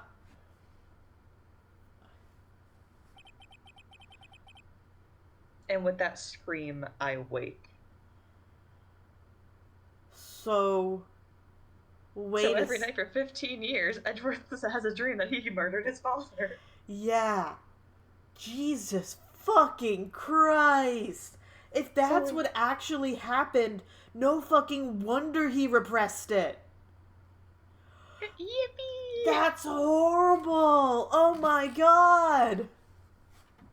Like, even if some other bullshit happened, like, the fact that he's Like, thinking yeah, that even for if that 15 didn't happen, years- even if that's just a totally made up thing, the fact that he's had that nightmare and the possibility of that being a memory for 15 years, no wonder he's so fucked up and emotionally repressed. No wonder he doesn't trust anybody. That's why we love Edgeworth, because he's so fucked up and This sad. man! This poor fucking man! It's a bone-chilling scream. A scream that has rung in my ears for the past 15 years. Me too, Maya! Me too, Maya. What? That's just a dream, right? Right?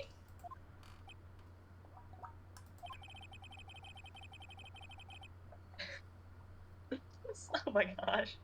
Edgeworth. That thought is the only thing that has kept me sane for the last 15 years. Jesus fucking Christ! I was not expecting this! You're not expecting the Edgeworth trauma? Yeah, no, like, again, like I said, like one of the, in the You last thought he was case. just a funny evil prosecutor man? A funny evil prosecutor man that's gay with Phoenix. But Jesus Christ, I didn't expect this level of emotional trauma. This level of angst. Yes. But what if I'm wrong? What if it's real? They say that sometimes people shut out memories in self-defense. Maybe it was I who killed my father. You cannot, like... Okay, so if that did happen, legally, I guess that's manslaughter? Like, would he be he was trying to defend his father. And he was also 9 years old. He's also 9. So, like, it wouldn't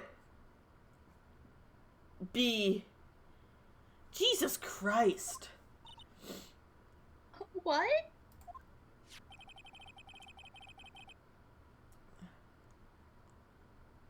If you think about if you think about it that way, this letter makes sense.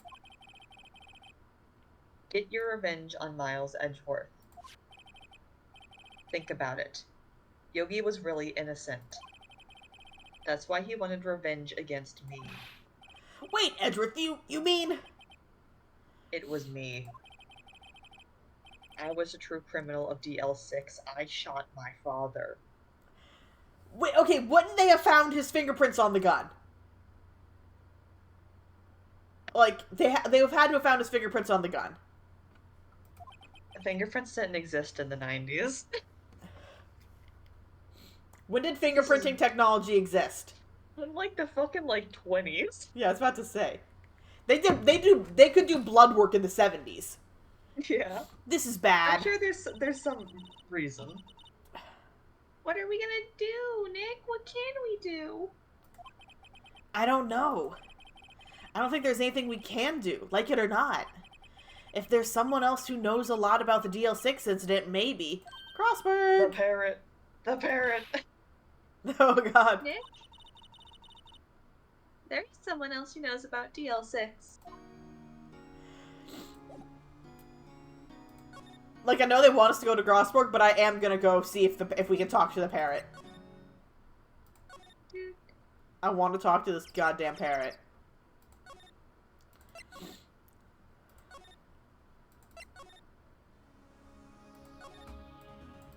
The parrot knows about DL6. Dang it. All the way here for nothing. Alright, now let's go actually talk to Grossberg. I want to cross-examine this fucking parrot. I want to cross-examine the parrot so bad. You don't even fucking know. Nothing new here, right? Yes, okay. Oh. One day left, Nick. Yeah, I know. Well, no time to waste. Let's get going. That's what I'm doing. I'm just stopping off here. We're taking a break, Maya. We're getting snacks. Grossberg. Mr. Grossberg! Oh, hello there. What's wrong? You look troubled. No kidding. I can't believe you're not. My. Just calm down and tell me what's happened, It's Mr. Edgeworth.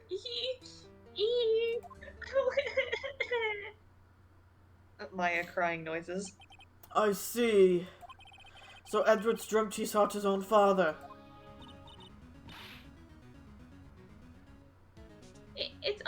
dream? Only a dream. I wonder. What? If that's the case, then why do you two look so troubled, Well... Also, consider this. Yogi quite certainly holds a deep grudge against Miles Edgeworth. So deep he'd want to frame him for murder. This leads me to surmise that Mr. Edgeworth's dream was not a dream, it was real. As you imagined. Miles Edgeworth threw the pistol to save his father. The pistol fired, and the deed was done. Gun. Done. No. I don't believe it. Yogi was suspected of murder, and his career as a bailiff was irreparably wrecked. I didn't pronounce that word right. Thus he sought revenge on Miles Edgeworth. This was his last chance, of course, with the statute of limitations so close. Why would it matter for the statute of limitations?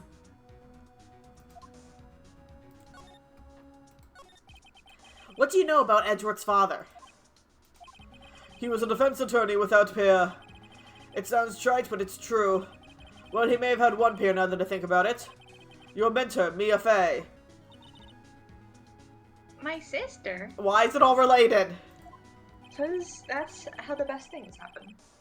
Gregory Edgeworth was very disapproving of Mr. Von Karma's techniques. Based. That's no surprise.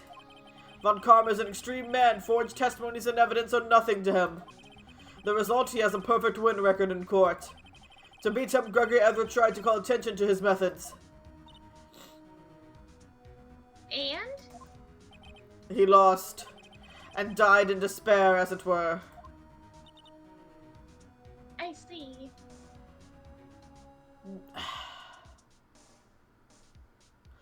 Knowing what we know about Von Karma, like, I'm highly suspecting he's the one that wrote the letter. Is there any way Miles' dream could have been a dream and Von Karma was involved somehow?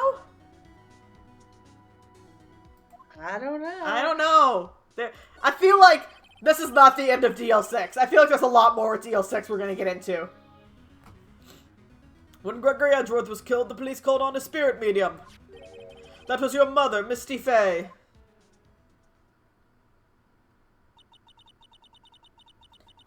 I'm Gregory Edgeworth. I have been killed. The one who shot me was the bailiff, Yanni Yogi. So the spirit lied if it was really, which makes sense because he would want to protect his kid.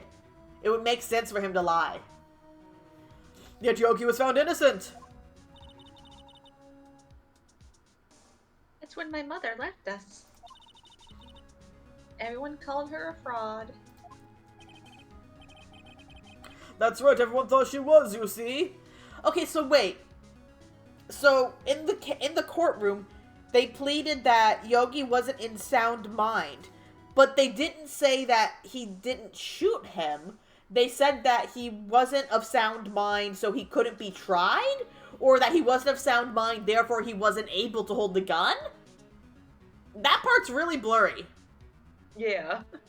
I'm assuming we get more clarity later on. I believe so.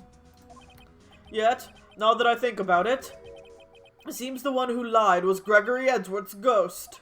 Gregory Edgeworth must have known who shot him. I don't believe it.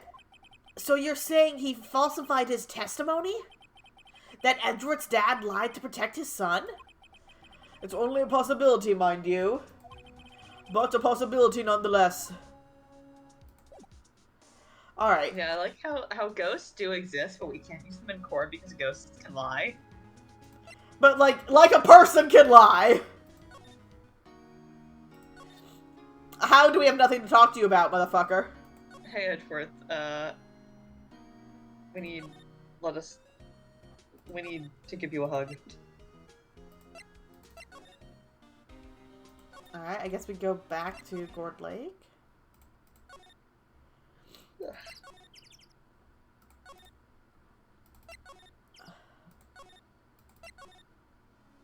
Shit, what do we do now?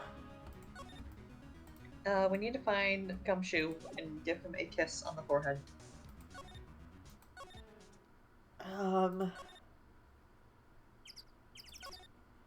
We just make sure we've been everywhere before we have to start investigating every little thing. We've talked to you about everything. Nothing we can present to you. I guess maybe present this again?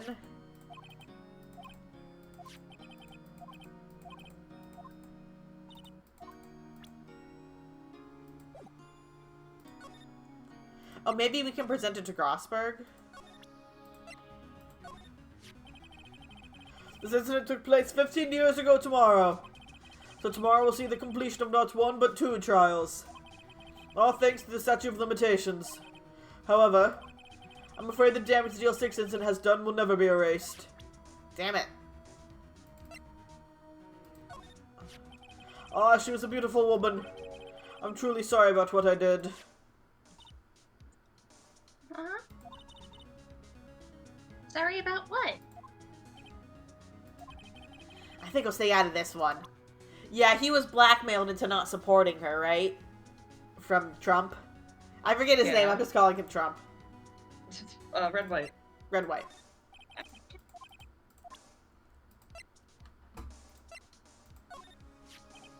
Oh ho, so this is the letter? It does seem that Yogi was following this letter when he killed Hammond. But why kill Robert Hammond? Hammond was a skilled defense attorney, but he defended clients not for their sake, but for his own. Huh? His own sake? He never trusted his clients, that one. The only thing he trusted was his own ability. But he got his client found innocent, so why should it matter? Actually, my dear, it's quite different. He won that innocent verdict with no one but himself. Yogi was a free man, but socially he was ruined. Huh? You'll understand soon enough. Wait. What is it? This letter. I've seen this handwriting somewhere before, a long time ago. Whose handwriting was this? Do you have any idea who wrote this? Miles Edgeworth. The motherfucker himself! The fuck mother himself. Could it be Manfred von Karma? Von Karma? Why would he have something to do with this? Well, I'm not sure. Huh? Von Karma, Von Karma. Wait! You're right, my boy! This is Von Karma's handwriting, I'm sure of it! The motherfucker! It was him! The bastard himself. I used to see it all the time on court reports. What? But that means the one who told Mr. Yogi to kill was... Correct, Manfred von Karma himself. What does this mean then? Why would Von Karma want to frame Edgeworth?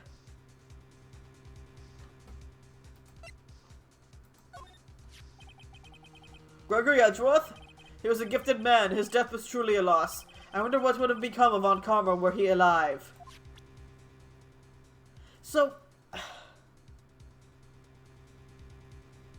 he had to have been involved in Gregory's death somehow. Like, no, the type of person Von Karma is. Clearly already, he's chill with murder.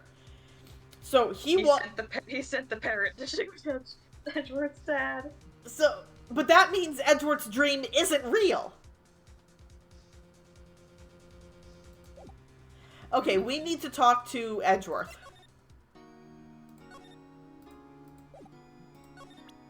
He would recognize Von Karma's handwriting. Edgeworth, see this letter? Hmm? Oh no, we already... Yeah, we already did this. Revenge on me. How does Edgeworth not recognize his handwriting?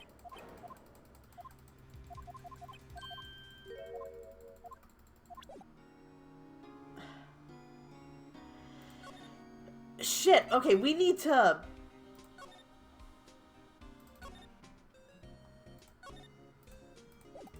What do we do? Where do we go now?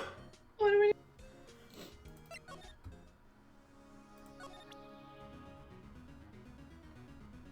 My Like, attorney's badge. it's Von Karma.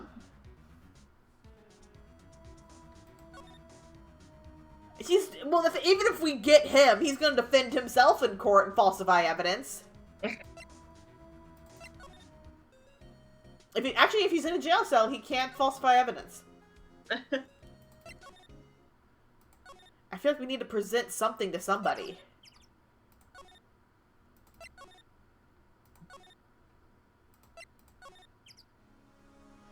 The fucking parrot! Do you know where we have to go next? Do you remember? No.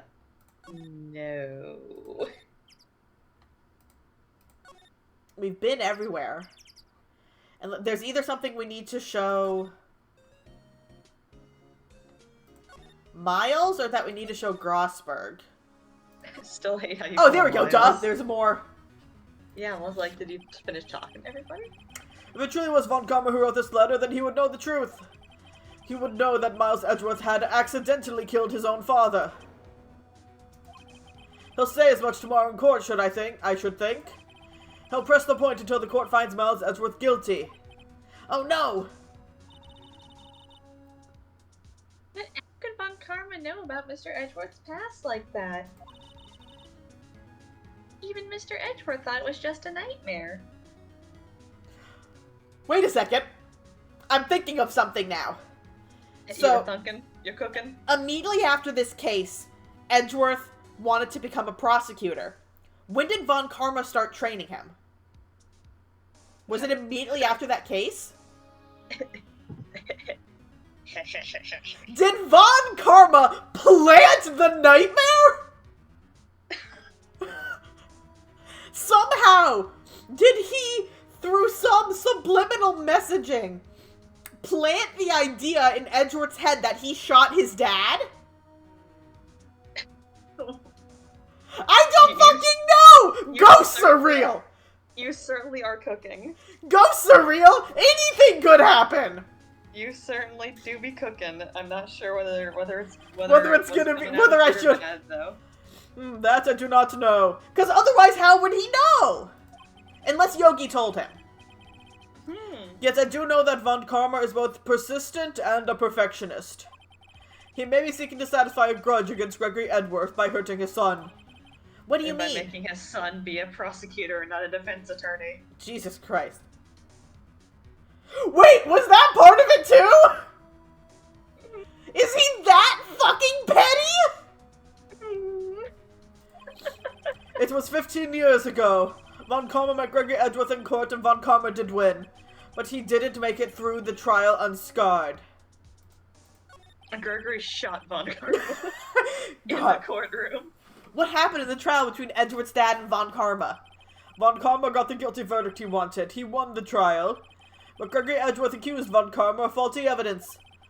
And though he lost the trial, Mr. Edgeworth's accusation stood.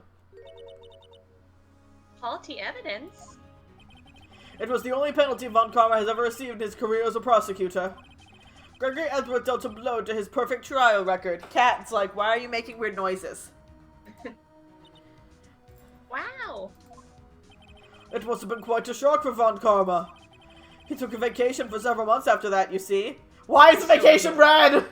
So emotionally devastated that he got a slap on the wrist that he had to go cry for a couple months. A vacation? Yes, an unusual event for the man. That was the first and last vacation he's taken in many years of prosecuting.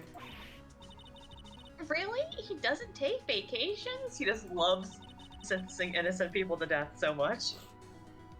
Like, go to the sea or go to the mountain?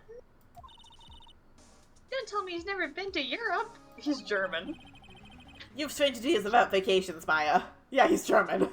He's from Germany. Also, I am not doing a German accent for him. In any case, that was the only time he took a vacation from work. I believe the penalty upset him quite a lot. Odd. If he wanted to keep a perfect record so badly, why would he take such a long vacation?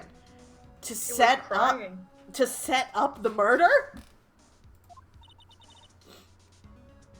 What do we do, Nick? Von Karma's going to bring up DL6. You can bet on it. What if Mr. Edgeworth pleads guilty to DL6? I won't let him. Yes, Mr. Wright. I hate to say this, but even accidental murder is murder, you know. It's called manslaughter. Slaughtering of a man. I know that. And I just believe in Edward's innocence. I can't believe he'd kill someone. Even on accident. But Nick... Mr. Edgeworth admits to it himself. His father must have lied to protect him from beyond the grave. I don't care. I know he's not guilty. Phoenix really out here like I do. And the thing is, I'm thinking from a legal standpoint. He is a child trying to defend his father and accidentally shot his father. I feel like, from that standpoint, he would, like, if it was real world, I feel like you don't get prison time for that. Yes, but again, this is Bizarro Ace Attorney. I know! Reality has no standing here. Mr. Wright, if you say so, I suppose I could go check again. The police files might hold something of interest. Mr. Grossberg, thank you.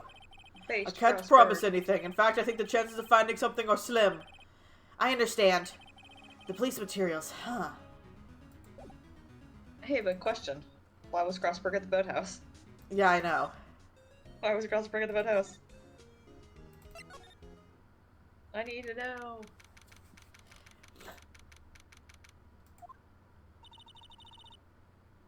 There's hardly anyone here. Everyone must be out looking for the old guy, Yogi. Oh, it's you. I don't think Gumshoe will be coming back today. He's staying out late looking for someone. Sounds like Detective Gumshoe is pounding the pavement for real. We were wondering if we could check out the records room again. Well, now I can't have just anyone wandering around in there. But I guess Mr. Von Karma's in there now anyway. Is this the scene I'm thinking of? You can go in there as long as he's there. I don't want to be in a closed room with Von Karma! I don't want to be alone with Von Karma. I need an adult, Von Karma does not count. I mean an adult. I am an adult. Von Karma? Yes, actually. Von Karma's in the records room. Forging evidence. Probably. Nick, let's hurry! Can I bring a gun with me? Yes, can I please bring a self-defense weapon? Dusty as always.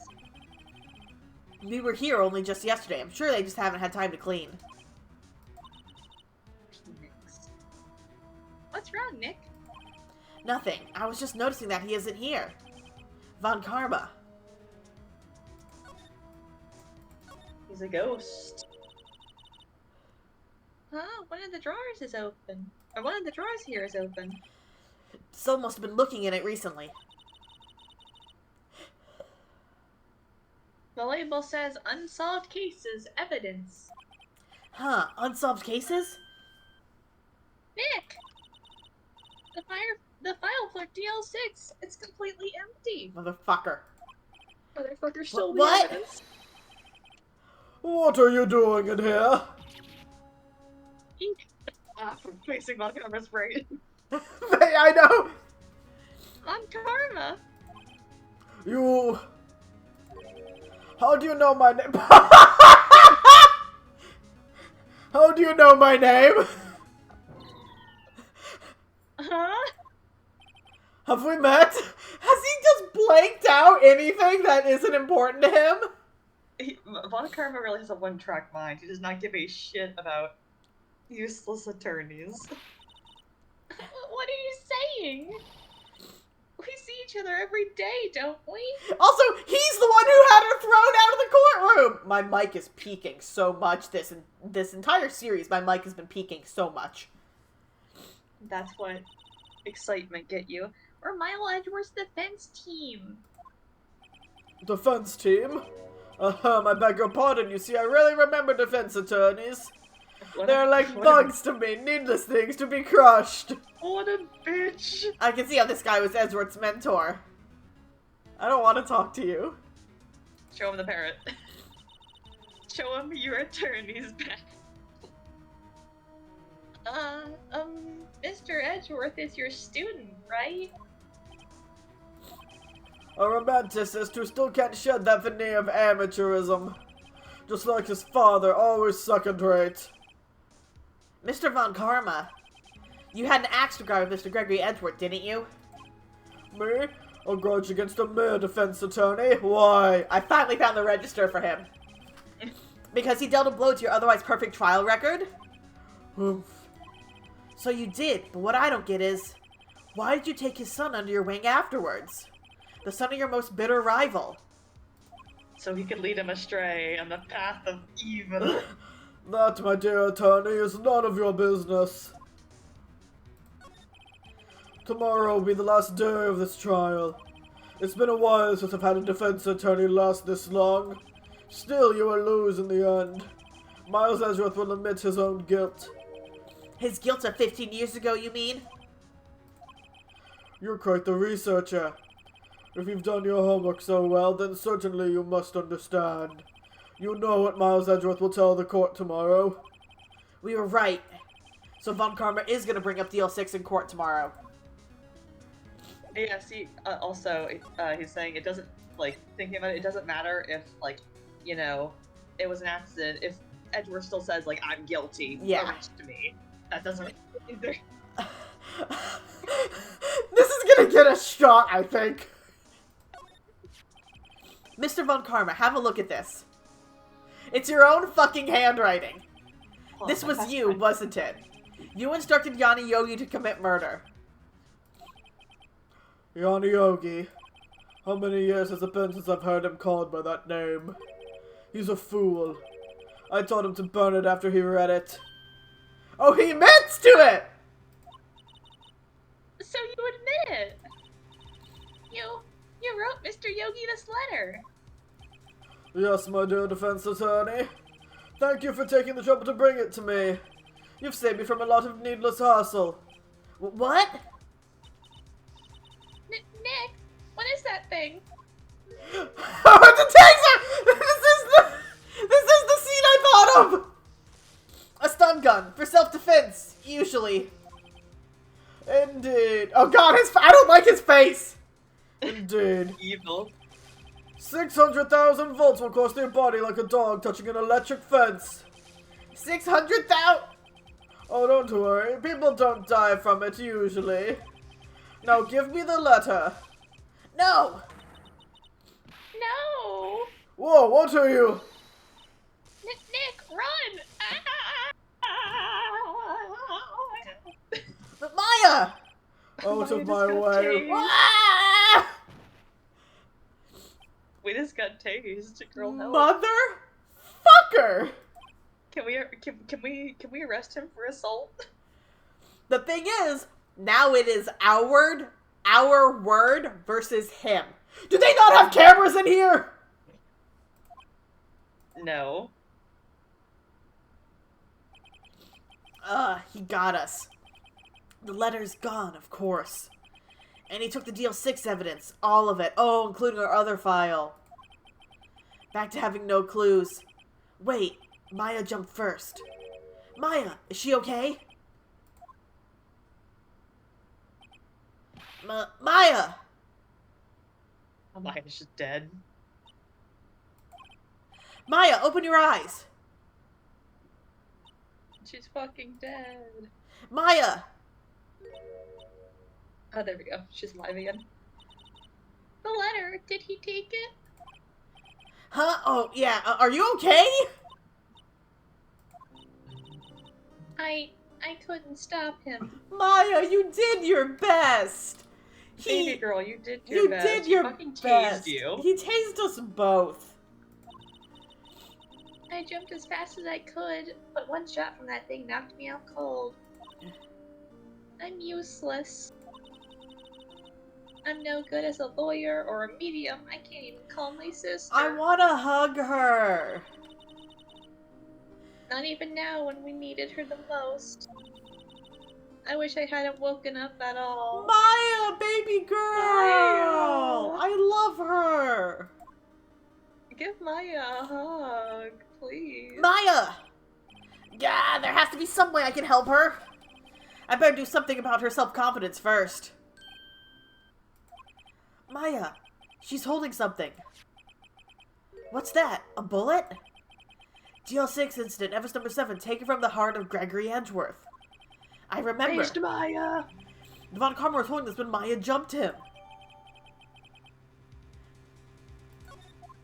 DL6 bullet stashed in the pocket. I'll prove it to you, Maya. Oh god, how are we gonna use this, though? It's all coming back to DL16. You're most definitely not useless. I'll prove it to you in court tomorrow. Alright, time for the court case! Don't make it on your own. Immediately now. Yeah, we have plenty of time. We got an hour and a half. Alright, hold on 1 second. I'm just gonna run to the bathroom real quick. Alright, I'm going to grab food really quick. Alright.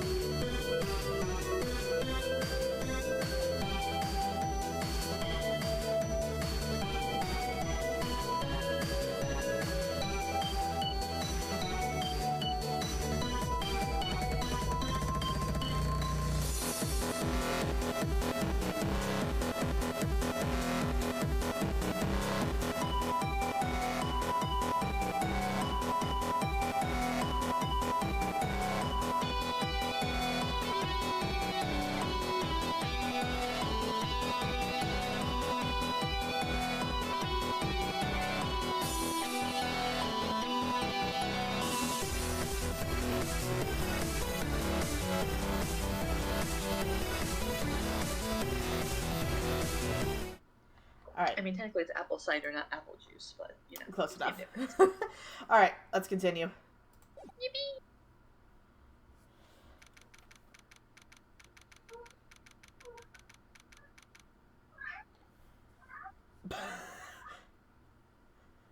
We can hear. Is that Tangelo or Clove? Oh, it's Tangelo. We can hear. I can hear him. Oh. Yeah, sometimes he just likes to stare at the wall and just do that. I love him. Little guy. Little guy. All right, so we got a lot we have to prove in court today. This is it, Judgment Day. Today things are gonna get settled at last. A lot of things. Wah!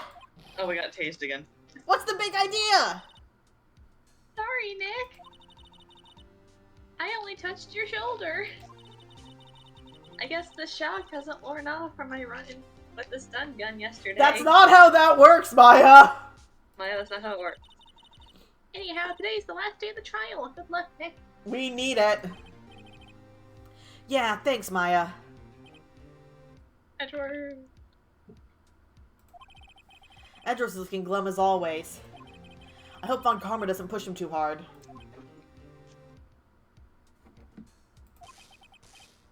Ah! That's you. What are you doing? Sorry, I'm sorry. I just thought I'd cheer you up with a pat on the back. Why does Maya suddenly have electric powers? Maya, maybe you should go outside and discharge. Right, good idea. How the fuck did she take a shower? It's her spirit medium powers and allows her to store electricity. Try not to electrocute anyone on your way out, or electrocute Von Karma. Give him my friendly handshake. Oh yeah, pal! I think that's Gumshoe. Yeah. What's going into that girl? Detective Gumshoe! Morning, Mr. Edgeworth! Oh, good morning. How'd it go, Detective? Oh, that was, that wrong voice. Have no fear, as promised, I've captured our runaway caretaker. I just brought him in, took all night, pal. Thanks, Detective Gumshoe, you must be tired. Face Gumshoe. Actually, after that shock I got on the way in, I feel pretty good. Yogi says he's forgotten his own name.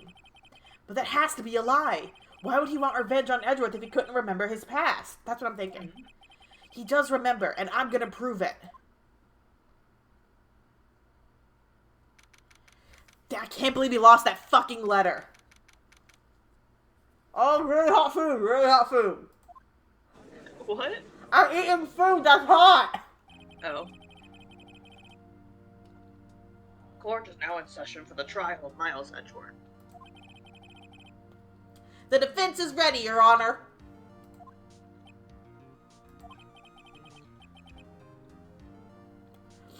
The prosecution is ready.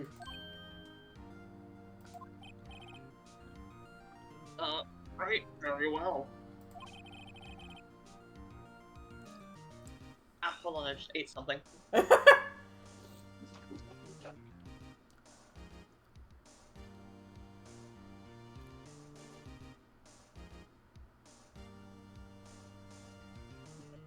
We have reached the final day of our proceedings at this trial. I ask that the prosecution submit decisive evidence. Understood. Come on, don't be awed into silence by every little thing he says, because he's actually listened to the fucking rules for once.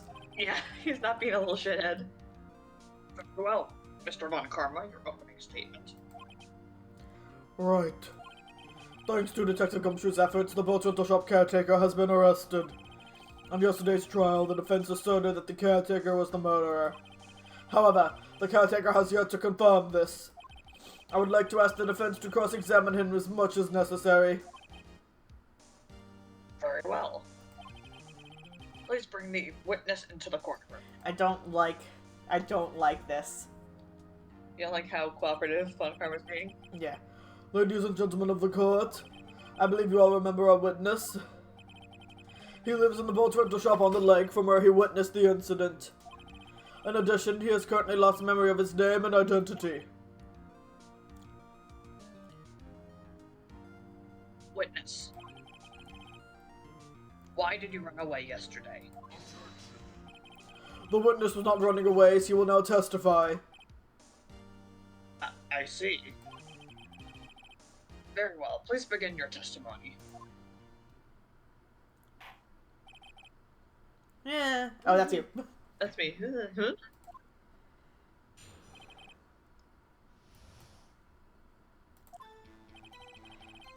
I'm really sorry about just leaving yesterday like I did. But I wasn't running away or nothing.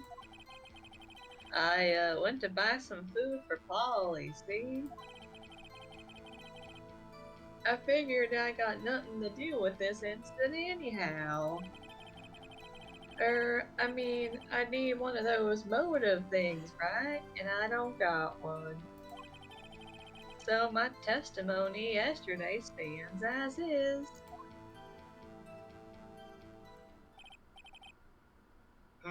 Very well. Let's begin the cross-examination, shall we? He has to know his name. Yanni Yogi. You're Yanni Yogi, and I'm gonna prove it.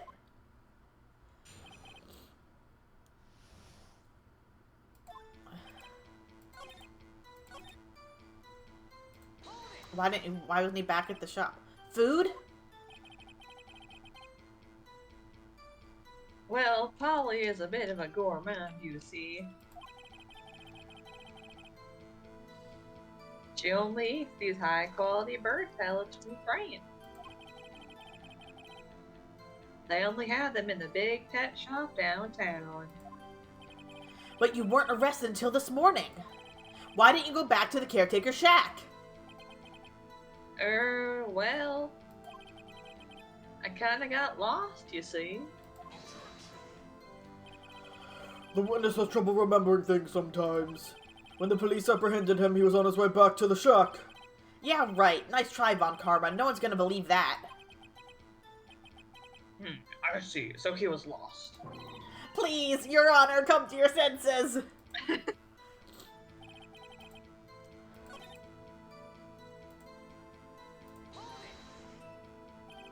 How can you say you had no motive? I say you do. You had a grudge against Edgeworth and the victim, Robert Hammond. That's why you took revenge on them, right? Please don't let me repeat myself, Mr. Wright. This witness has no memory of anything beyond several years ago. He can't hold a grudge, it's impossible. I have to prove he's lying about his memory. Otherwise, it's going to be the same thing over and over until the trial ends.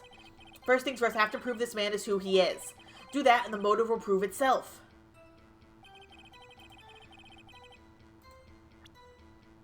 I have nothing... I still do have the file on DL6, okay.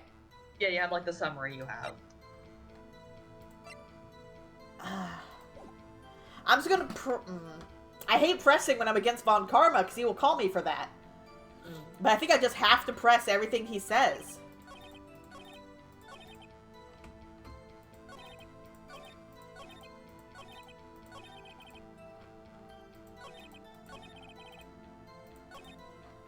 I was gonna press him on everything. I'd call what you did running away and not just leaving. You heard Larry's testimony and realized you were in danger.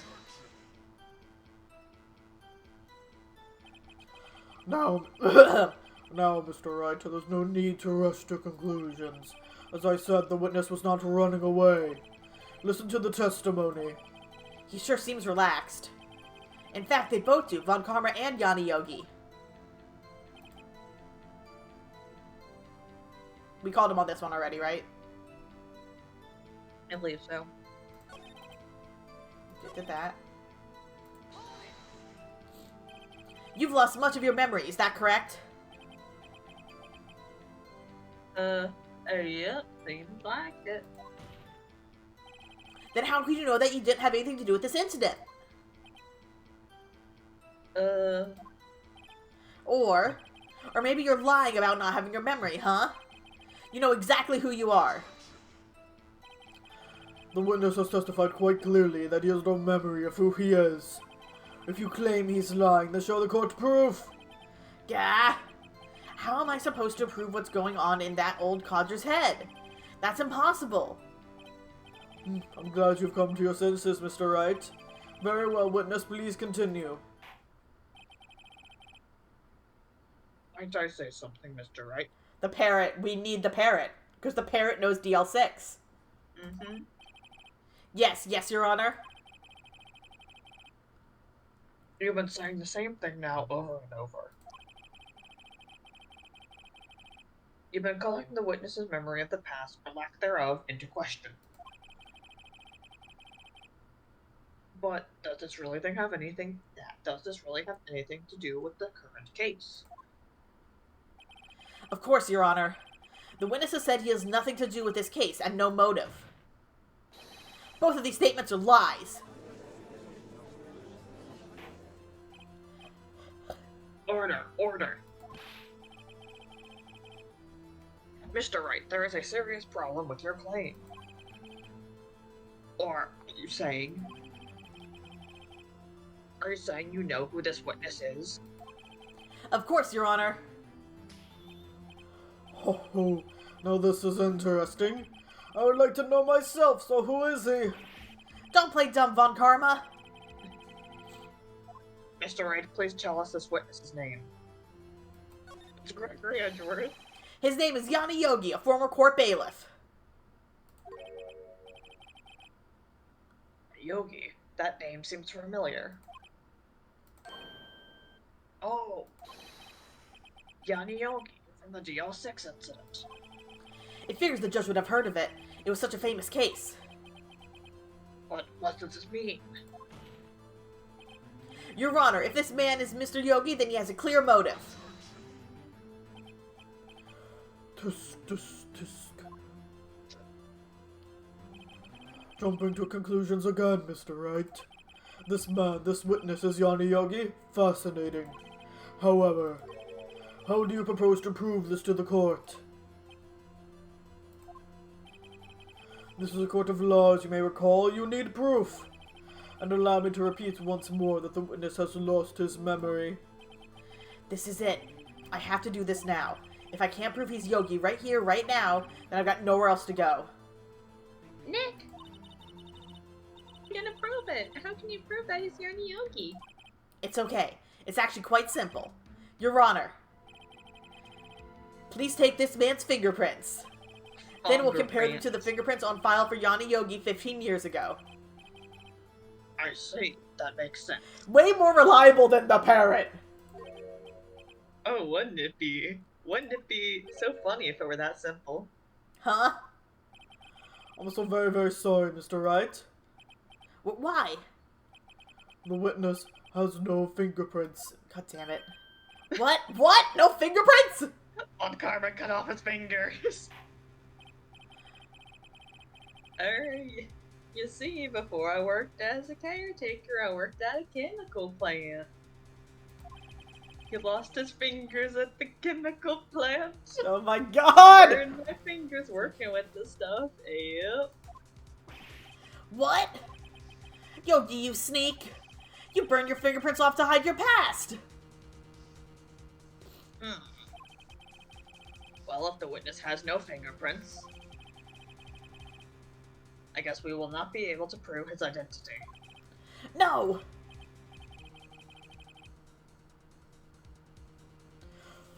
Tisk.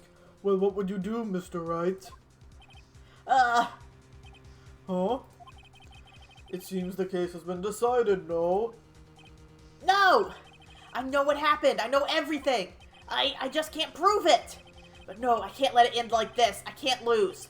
There has to be another way. There is no one who can testify as to who this witness is. No one. The Parrot! Nick, what are we gonna do?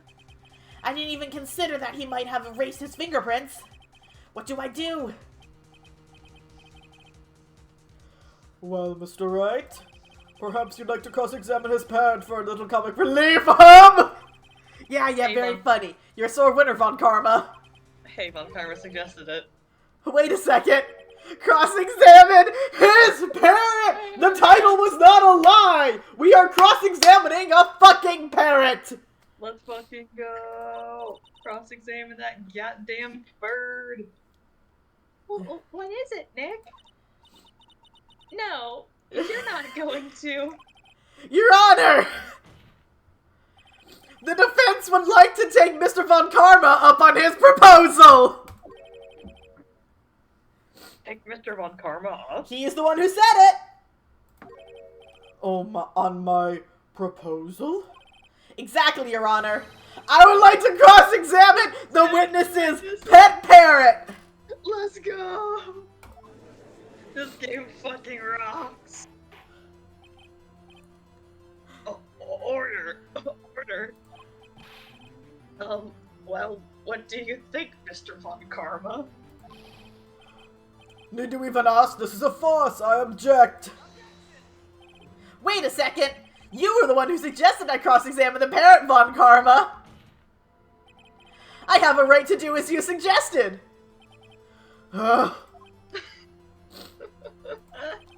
Well, if you're so desperate, then please be my guest.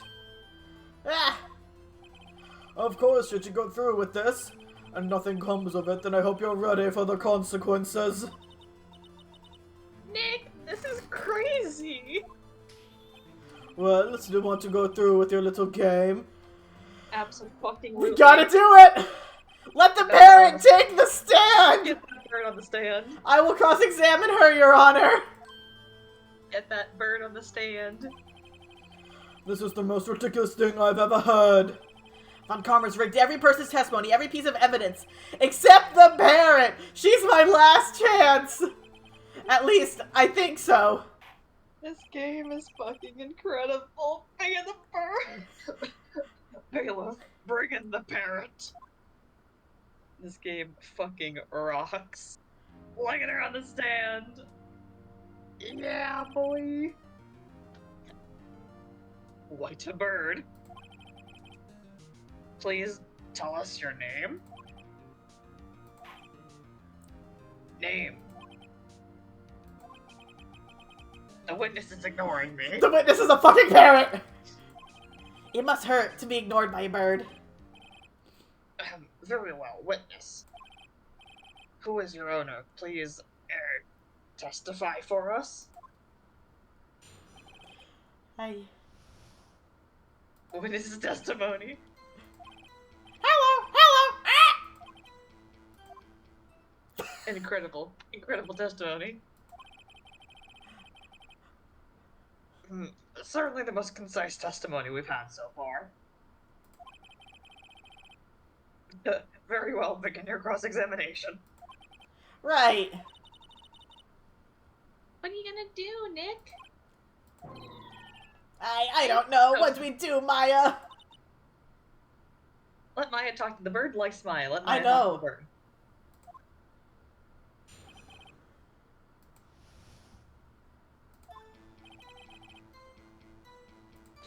Press. Witness, you can't just say hello and expect us to get anywhere. The witness is a goddamn parrot. I cannot stress this enough. This man is unironically cross-examining a parrot. I want you to testify. Maya, you talk to her.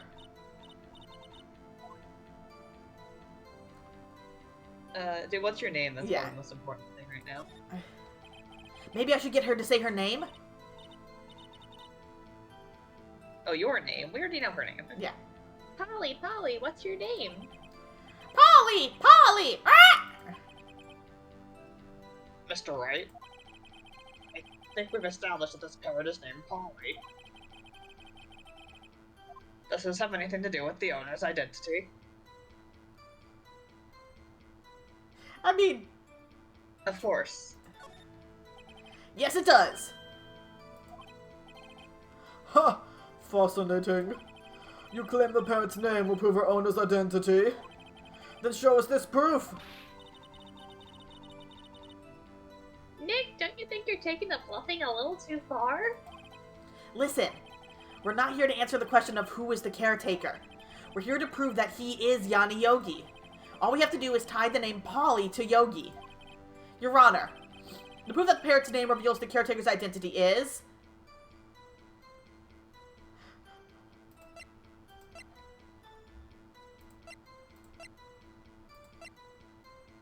Uh-huh!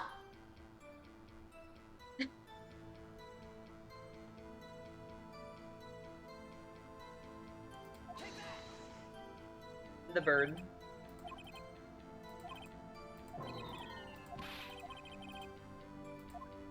Okay, I don't think there was anything I could have done there. Yeah, I don't think you have the evidence yet. Press the bird. Press the bird more. Let Maya talk to the bird more. Alright, I think now I need the... As I recall, 2 days ago...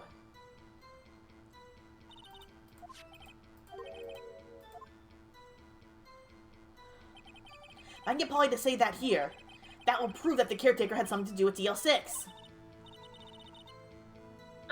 Polly, have we forgotten something? Hello! Hello! Ah! The bird ain't talking. But that's not what you're supposed to say. Forgotten something. We forgot. Hello! Hello! Ah! Uh-oh, it's not working, Nick. She won't say it. This is ridiculous. Why won't she say it? Just Von Karma coached something the the parrot. matter, Mr. Wright. Wait. Don't tell me Von Karma expected this. He couldn't have retrained the parrot, could he? Did he train her not to respond when we asked if we'd forgotten anything?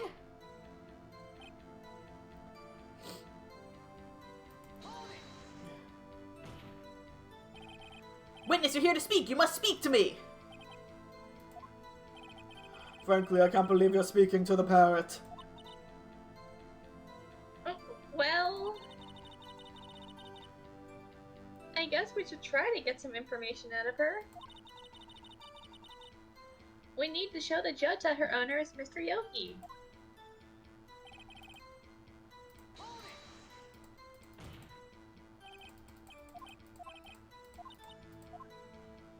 And this is the only thing we haven't tried. Yeah. Maybe we get to say the number of that safe. Huh? The safe? Why? Let's just try to get her to say anything, okay? Polly, what was the number in this? What was? Hold on. Polly, what was the number to the safe in the shack? 1228! 1228! My, what a reckless parrot. Well, Mr. Wright?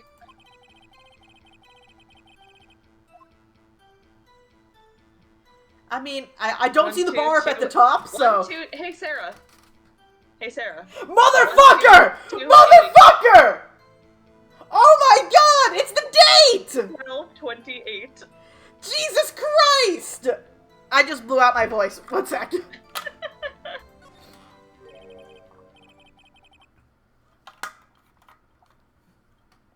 Jesus Christ. Actually, it does. That's why I had her say it. Ha! Ridiculous. How can the number to a safe tell us who the caretaker is? Show us your proof. What could possibly link this number to the caretaker's true identity? DL6.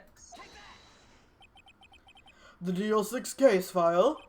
What is this obsession you have with that case? That's rich coming from you, Von Karma. Mr. Wright. Where in this file is something relating to that safe number? I mean, case summary, I would assume. Because the expiration date. It's on the case summary page. The case summary? Specifically, the date on which the DL6 incident occurred.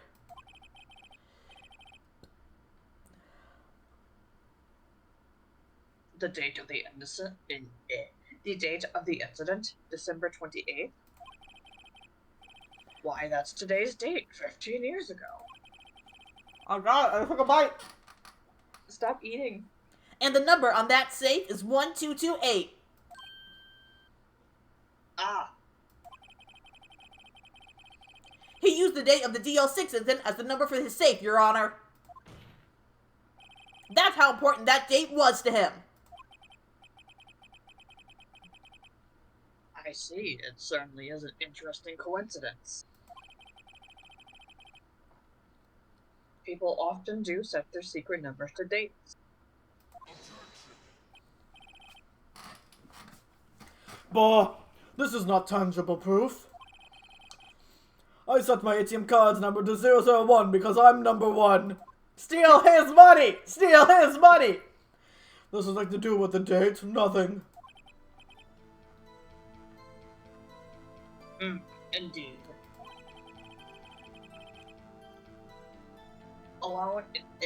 alone. It is a little weak for evidence in a murder trial. We would need some other corroborating evidence. Where am I gonna find that?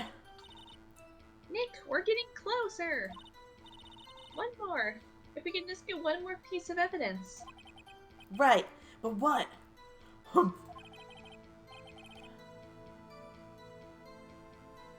Very well, witness. You may continue. Shit, so I have to find something with... Present. No, well, I'm thinking when I press on this again and ask for the name, there has to be something tying the name Polly to Yanni Yogi. I'm thinking there's an evidence piece there. Maybe it's just the DL6 case again? I mean, that's the only thing I can think of. Can you look at it? Does it say anything? Yes, I can.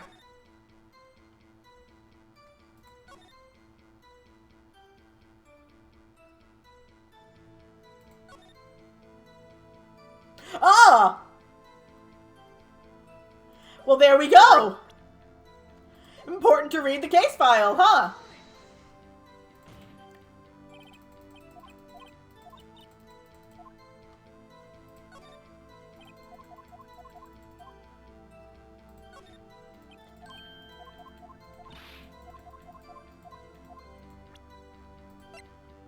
Yeah, it's that fucking case file. The GL6 case file. That's quite a large file you have there. Which page is this proof on, then? Show us or stop wasting our time. Very well, Mr. Wright, please show us the page. Where in this file is the information connected to this parrot's name? Suspect data. It's on the suspect data page. This page has all the information about Yanni Yogi. Right after he was arrested, his fiancée committed suicide, see? Indeed, it does say that, yes. What was his fiancée's name? Polly Jenkins. Polly. Exactly, Your Honor. He wanted to remember the name of his fiancée who had committed suicide. That's why he named his parrot after her. I see, I guess that is possible. Ah, a mere coincidence, that's all. My granddaughter has a dog she calls Phoenix. Well, Mr. Phoenix Wright, does this make you my granddaughter's fiancé? She's only 7 years old! That was Von Karma saying that. Oh. That's enough. I think we've reached a conclusion here. This is a mere coincidence, that is all. True, that is a possibility. However, two coincidences at the same time seem more like a pattern to me. What are you saying? Summon the caretaker of the boat shop. Immediately.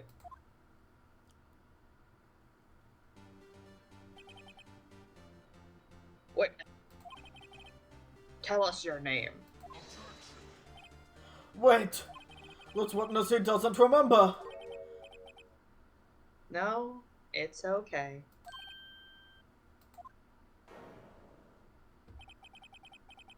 I have accomplished what I wanted to do. I'm done. Nick, he looks totally different. This is the real Yogi, I think. Finally. He's been acting feeble to hide his true identity, but now he's gonna throw Edgeworth under the bus. Acting for 15 years. Oh, well. Let me ask you again. Please state your name for the court. My name is Yanni Yogi. 15 years ago, I served as a bailiff in this very court.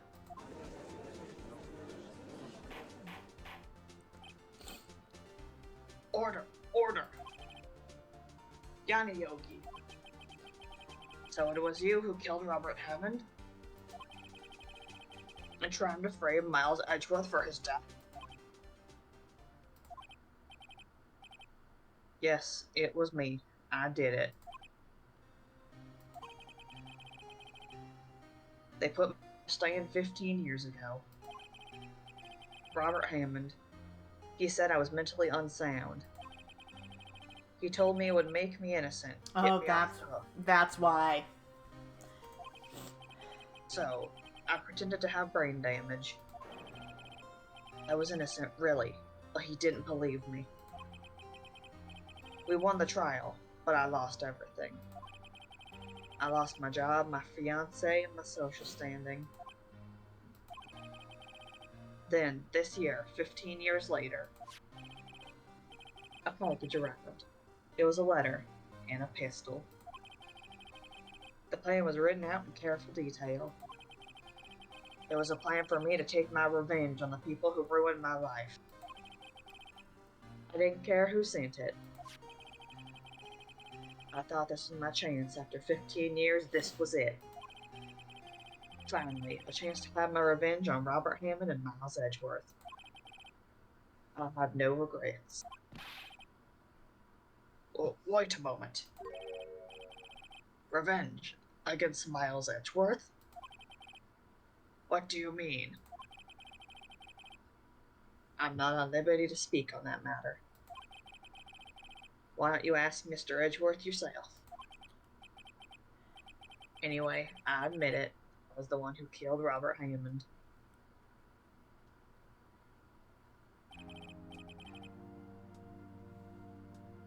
Von Karma, where is Mr. Yogi? Under arrest, Your Honor. I saw no room for error in his confession. Then the defendant, Miles Edgeworth, is... Innocent, in this case at least.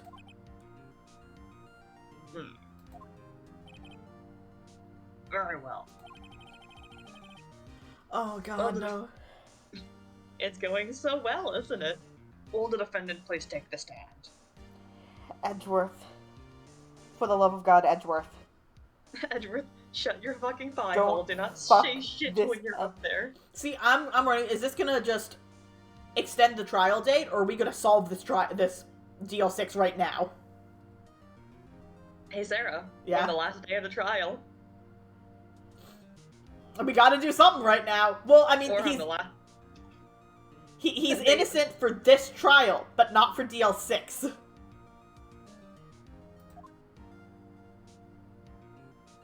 The boy. There are a few mysteries left unsolved. Still, you are cleared of suspicion. You are cleared of suspicion for this particular case. So I would like to pass judgment on the murder of Mr. Robert Hammond. Any objections?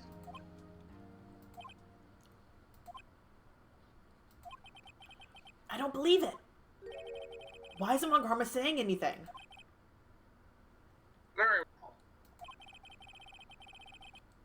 This court finds the defendant, Mr. Miles Edgeworth, Hot, milky. milky.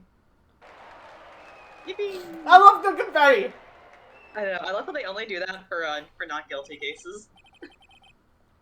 That is all. This court is adjourned. Oh hey, you didn't say shit. Motherfucker. Fucking perfect timing. Did someone just say objection? It wasn't Von Karma. Wait, but that means no. Edgeworth. Your Honor. I object to your judgment. Edgeworth. What do you mean? I'm not innocent at all. As we have heard, young Yogi killed Robert Hammond in revenge. But revenge for what? Nick! Edgeworth is trying to confess. He's going to say he's guilty. Go up there and punch him in the fucking stomach so he passes out. He's going to tell them that he was the murderer in the DL6 incident. He's going to tell them he killed his own dad. Uh-oh, what do I do? I mean, I can't leave it to Edgeworth. I gotta do something. The judgment has already been passed! I object to Edgeworth's outburst! Didn't something like this happen yesterday, too? I believe a certain witness raised an objection after a guilty verdict was passed. True. That would be Larry. We must hear this new statement. We must hear Miles Edgeworth. Yeah, fuck. He's right. We are not the special pretty princess of the court that's the only one that's allowed to get bullshit objections. Uh-huh. We have a duty to hear Mr. Edgeworth out.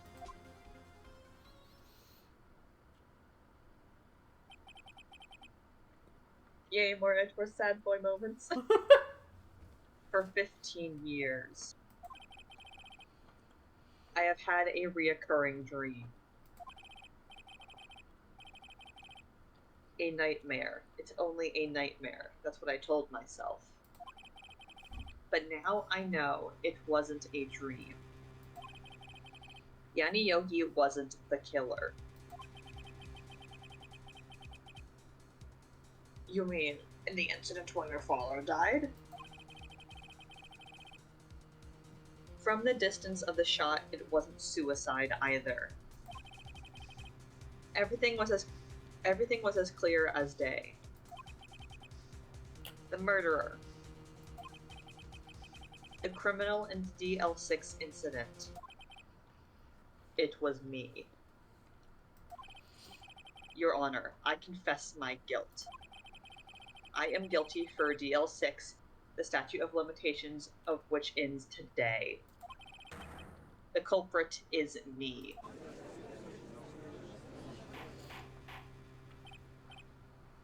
Order, order. This is certainly unexpected.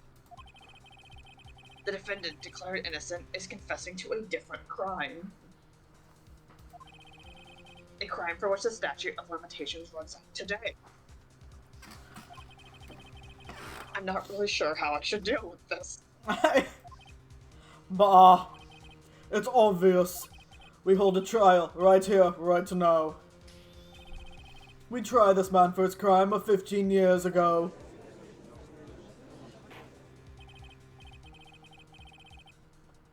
I think I would like to take a 5-minute recess. During this time, I will consider the appropriate course of action to take. Shouldn't we get 3 more days now? No, I mean, we're already all here. We're already all here, why bother? Court is adjourned. Can we go outside and just shake Edgeworth by the shoulders, be like, bro, what the fuck's wrong? What are you doing? You were innocent! My boy, please. I'm sorry, right? I've just wasted all of your effort. Gumshoe. Mr. Edgeworth, oh god, what was Gumshoe's voice? Mr. Edgeworth, I just don't believe it, sir. I mean, you killed your dad? I didn't want to believe it myself, detective. But it's the truth. I deserve to be punished. Wait. It couldn't have been Edgeworth. Because the bullet went through Gregory's heart out the back of the elevator door. No, 2 shots were fired. Oh, 2 shots were fired. Oh! Well, then that makes it even simpler. He threw the gun went off, Yogi shot him. Miles thought the first shot did it. It wasn't Miles. I know it's not Miles. I still hate how you call him Miles. Edgeworth, whatever. You do not know him on a first-name basis. Murder is murder, no matter what the circumstances. This is crazy. Just crazy.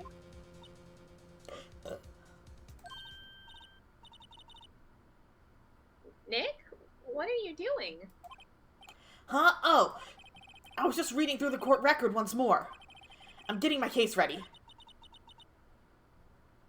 Your case? For what?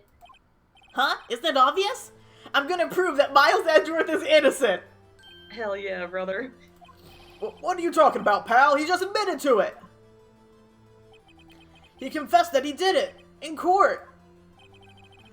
I'm sorry, Edgeworth. But I don't believe your nightmare. What? It's just a dream. It's not real. The truth is right here in this court record. In any case, tighten your belts. The real fight is just beginning. I'll prove you're innocent. Trust me. Right.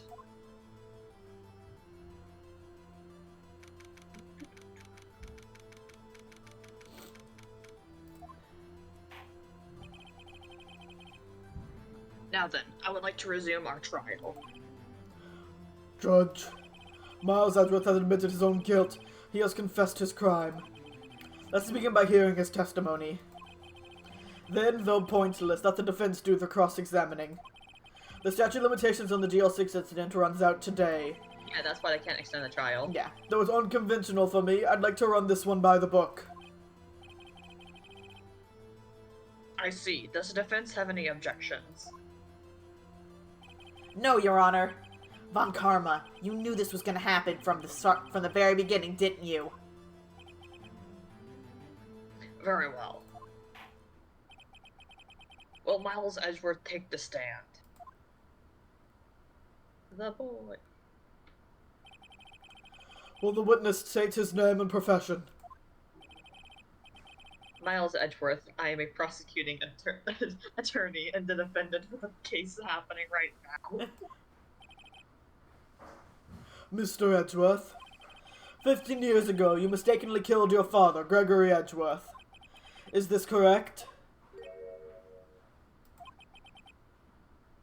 It is correct. Then testify about this matter to the court. When Edric was telling me about his dream yesterday, I noticed something. One detail didn't quite fit. That will be the key, but only if I can get it to work. Please, please. I love how Maya at the beginning was like, Edward sucks, and now she's like, nope, he's a good boy. Edgeworth Defense Squad. That day, I had gone to the courtroom to observe one of my father's trials. As we went to leave, an elevator... An elevator.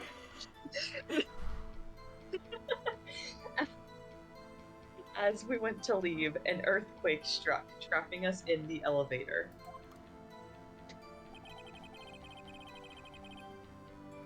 My father and Mr. Yogi lost their composure and began to argue. Just then, something heavy fell at my feet. I picked it up and threw it at Mr. Yogi. I wanted them to stop fighting. A moment later, there was a single gunshot and a scream. It was a terrible scream. I remember it to this day. That's all.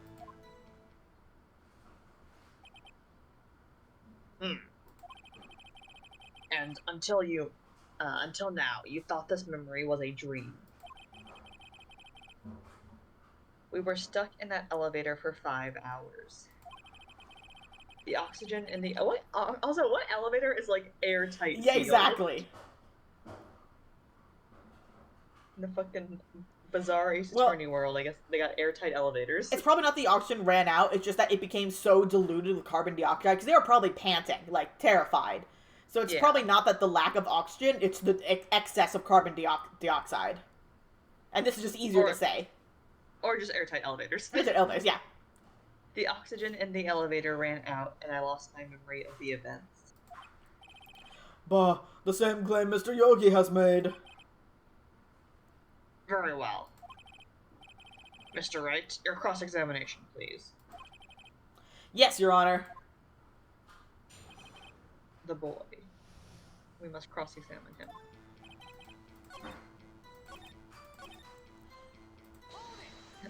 Make him talk about the earthquake. Make him sad. What was it? A pistol. I assume it was the bailiff Yanni Yogi's. The safety must have come off when it fell from the holster. And you picked it up. What happened next? Do we have...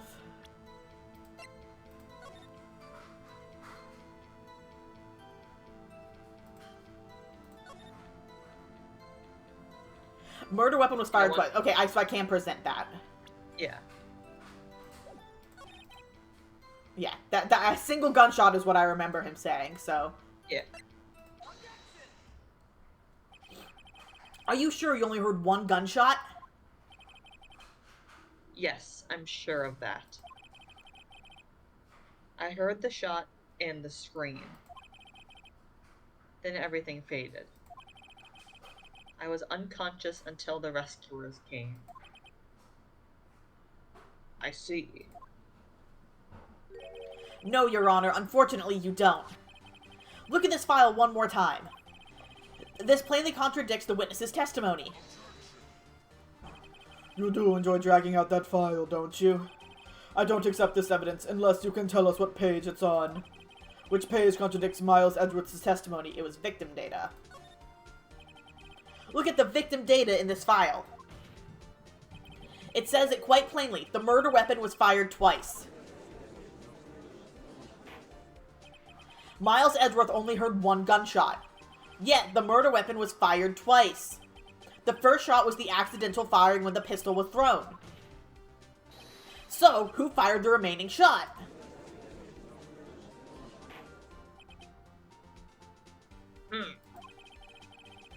Was there perhaps another shooter who fired that second shot? Your Honor, as I'm sure you're aware, this incident occurred 15 years ago. The evidence is dated. The pistol did fire twice. However, we do not know when that second shot was fired. It might have been fired the day before the incident. There is no proof that the second shot had anything to do with this incident. What? I see. You do have a point, Mr. Wright. A murder weapon was fired twice, as we have heard. One of those shots was fired by the defendant, a boy at the time. Do you have any proof that the other shot fired had something to do with this case? I have to say yes! And we have evidence. Oh, that's right, the other bullet! Your Honor, I think I'll be able to show you proof.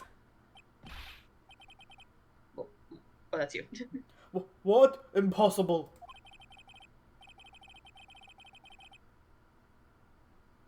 Now, Mr. Von Karma, save your suspense for after you've seen the evidence. We have someone in chat. Hi! Hi, Uchiha. Yippee. Very well, Mr. Wright. Show us your proof. Do you have evidence that the second firing of the pistol is related to this incident? I mean, it would have to be this, I'm assuming? This is the only thing we have. I mean, you can... I'll let you do what you think.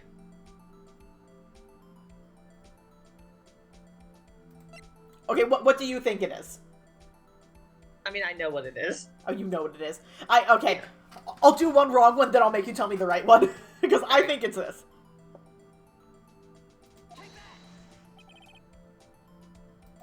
Mr. Wright. Please think how we feel having to look at this evidence time and time again. Yeah, it's Alright, now tell me what it actually is. the picture. Okay. Bullet.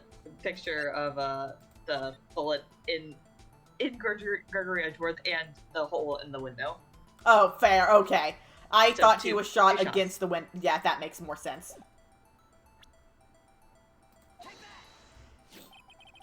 Look at this photograph! Every time I do it makes me cry.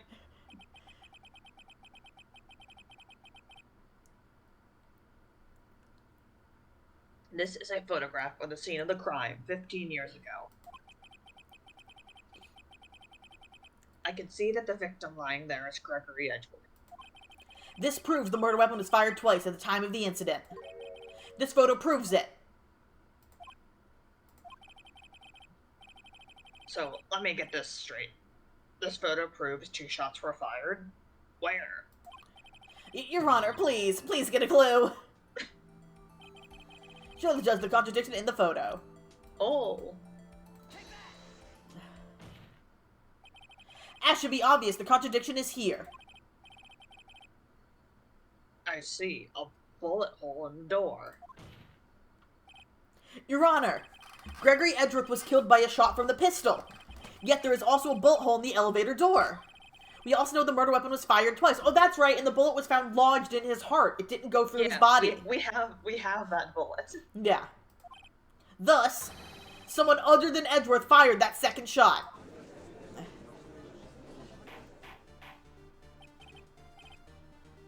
Order. Order.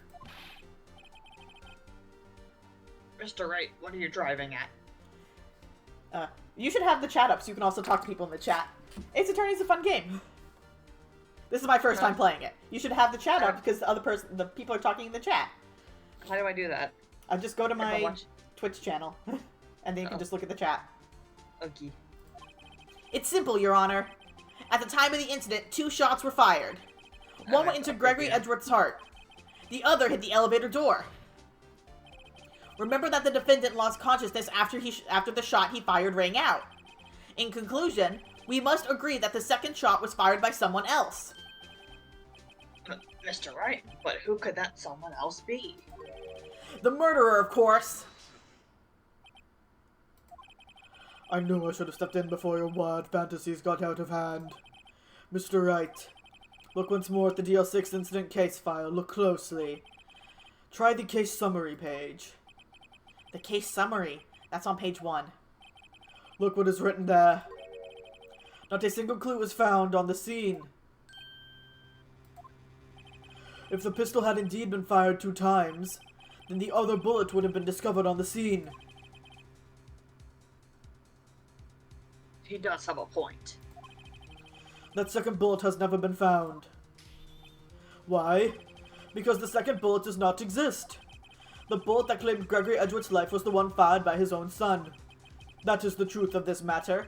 The whole truth. Then why is there a bullet in the window? No. Why hole in window? It is undoubtedly something else made that bullet hole in the door.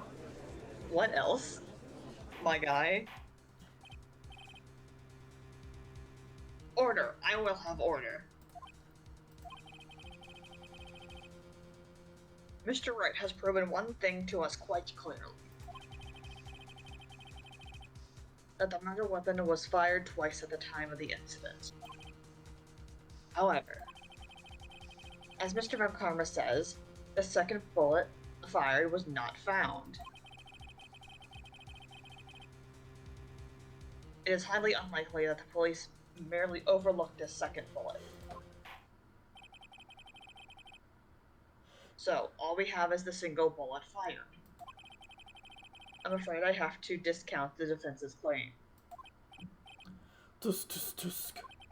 I praise the judge for his wisdom in this matter. Yeah, how did this happen? Evidence can be overlooked, Jesus Christ. I don't believe that second bullet didn't exist. Was I wrong? Have I been wrong about this whole incident? What are you doing, Nick? Why aren't you raising an objection? I'm sorry, Maya. What? It looks like I was wrong. Nick? The second bullet wasn't there, then all my conjectures are for nothing. No. But you said you'd do it, Nick. You said you did Edgeworth declared innocent. I'm sorry. It's just when I saw the photograph, I thought that 2 shots had been fired. I was so certain of it, I thought I'd won. I thought there was another person, someone else who fired the killing shot. But now, we go back to my original theory, which is someone fired the shot through the elevator door. I was wrong to think it could be that simple. This case has stood unsolved for 15 years. Nick! Well, it seems we have finally cleared up this incident. Only 1 bullet was found at the scene of the crime. That shot was fired by Miles Edgeworth. Precisely. I would like to ask one thing of Miles Edgeworth before passing my verdict. Have you been paying attention to the trial so far? Yes, Your Honor. Do you have any objections? No. No, I do not. So you killed your father, though that was not your intention. Yes, I did. Oh no. He's accepting the guilty, or he's accepting the guilt. Very well. The statute of limitations on the murder of Gregory Edgeworth runs out today. Therefore, I must pronounce a verdict on the defendant today, right here. Let me object. Let me Right now. Indeed. Does anyone have any objections? me, I've been bitch. here before. It's just like my first day in court. Yeah, see, that's what I'm thinking, Uchiha. It's either there's a second bullet hidden somewhere, or a bullet was fired through the door into Gregory. Either way, Miles didn't shoot the killing shot. There are so many things I know I should be saying, but my mind's gone blank. I can't find the words. I have objections. Your Honor, I object.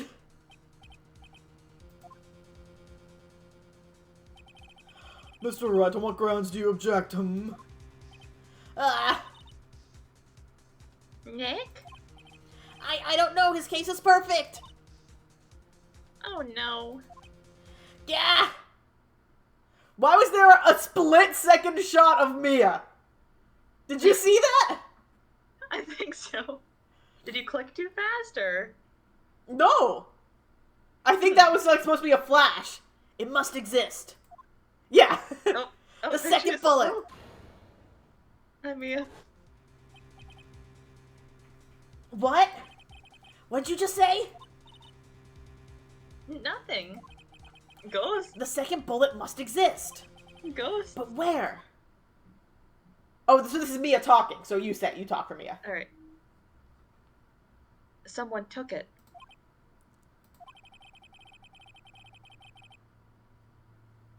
It seems waiting is not going to produce us any answers from Mr. Wright. Wait, Your Honor. Hmm? The second bullet, it existed. What? But we just heard proof that it did not exist. See, I know it's not Miles, so... I realize that, Your Honor. Because the thing is, there's so many things that could have happened to the bullet. Even if Von Karma didn't destroy the evidence, which that's what I'm thinking happened is he stole it and hid the evidence somehow. If it was fired inside the elevator shaft with closed doors and the bullet went out the glass, it could have fallen to the bottom of the elevator shaft and they might not have known to look down there for it. So there's numerous places it could be. I'm really grasping here. It's just someone took it from the scene of the crime. That's what happened. What? Who? The murderer. The murderer? Then tell us just who is this murderer? I'm still thinking about that one.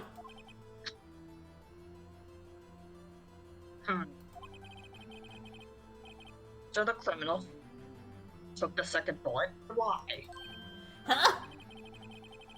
First of all, how would they have found it? It's not easy to find a stray bullet, Mr. Wright. Was there some pressing need for the murderer to search for that bullet? If they wanted to frame Edgeworth, then yes.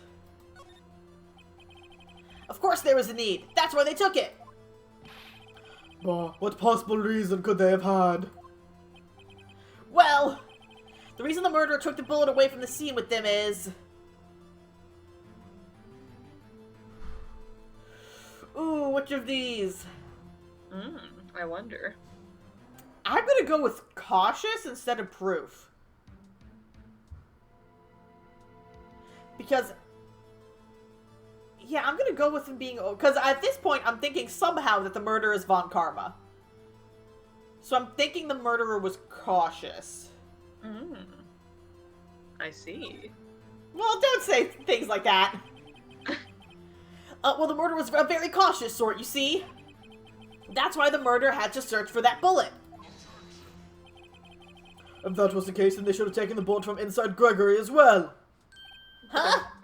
Fingers all up in his fucking organs. Why they only take one of the 2 shots fired? Oh, right.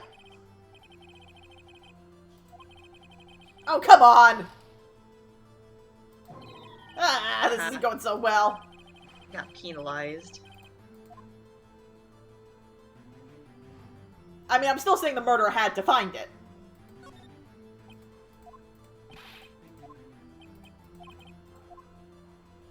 That will be proof. Or maybe they thought that the bullet would be used as proof. I do not trust Von Karma Uchiha. I do not trust him. He already tased us. We already know he arranged for Hammond and Edgeworth to be killed. He will absolutely kill a dude who was ruining his perfect prosecutor case.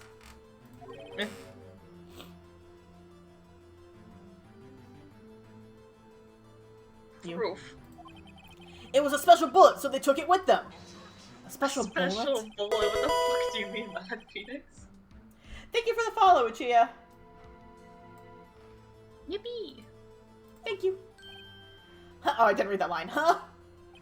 Why would they only take one of the 2 shots fired? Oh, so these are both wrong. Shit, okay. Yep. Okay, well now I'm gonna have to rely on you, because I only got 2 more, Murder didn't need it. There was no need. Why would the murderer have spent the time to look for the stray bullet? I haven't got a clue. What's wrong, Mr. Wright? Bah, the murderer had no reason to take that bullet. You don't want to admit it, but it's true. Ah. Had to take it. Had to take it. The murderer? What does that mean? You're thinking too normal. Think crazy. Don't think why the bullet was taken. Think why the bullet had to be taken. Mr. Wright? Yes, Your Honor. I have no idea what I'm doing. Well, the murderer had no intention of taking the bullet from the scene. But, the murderer had to take that bullet. Had to. Mr. Wright, what do you mean? Well, for instance what? Maybe the bullet, hit the murderer? The bullet hit the murderer? Just saying, for instance. I mean, if it hit you, you would have to take it with you, wouldn't you? It's not like you could perform surgery right there. You know? Wait a second. I was just talking off the top of my head, but what if that's really what happened? Let me get this straight. Not in this courtroom. So at the time of the murder, the murderer himself was shot, and they left with a second bullet inside of them, thus leaving only one bullet at the scene of the crime. Yeah, I guess that's how it would work, yes. But there's a problem with that. The other 2 people rescued from that elevator, Miles Edgeworth and Yanni Yogi, were both unharmed. So that would mean The murder came from outside, yes. The call was coming from outside the house. Was there, like, they have those hatches. Was there the top hatch in the elevator? The 2 men fight inside the elevator. Trying to stop them, the boy picks up the pistol at his feet and throws it. The pistol discharges and the bullet goes through the elevator door and hits the murderer outside. That's what I was saying. The boy loses consciousness. Oh, and that's the scream he heard. Then the murderer opens the elevator door and sees the men inside.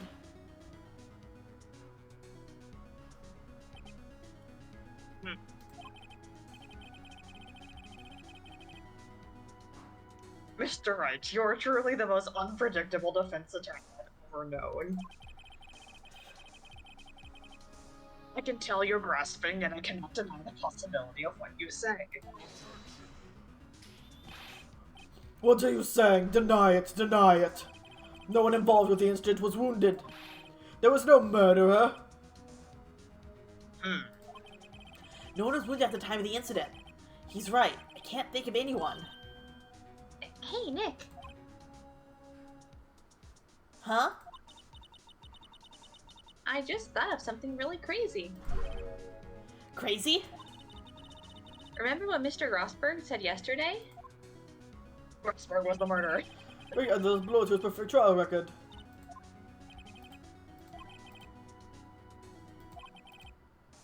He took a vacation because he was wounded!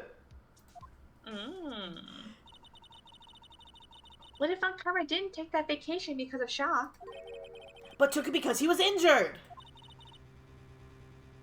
Which would mean It could only mean one thing. he was the murderer in the DL6 incident. He was the man who shot Gregory Edgeworth. It was Von Karma. Oh, man. Something wrong. Oh, glitch for me. Something wrong, Mr. Wright. You seem dazed. No, Your Honor. Well, you have indicated the possibility that the murderer came from outside. Can you give us the name of your suspect? Gonna Uh-oh. tase us again. Should I come out and say it now? I mean, okay, I can't get this wrong, so I need you to tell me. Is this the right thing to say it now? I mean, the little bar's not, your health bar's not popping up. Very true. YOLO it. Your Honor, there is a suspect, one lone suspect. Bitch. And I'm pointing right at him. Well, this is certainly interesting news. Very well, Mr. Wright. Who is your suspect? My hands are shaking. What? Von Karma. Von Karma? I Got a hate that smug smile. look on his face.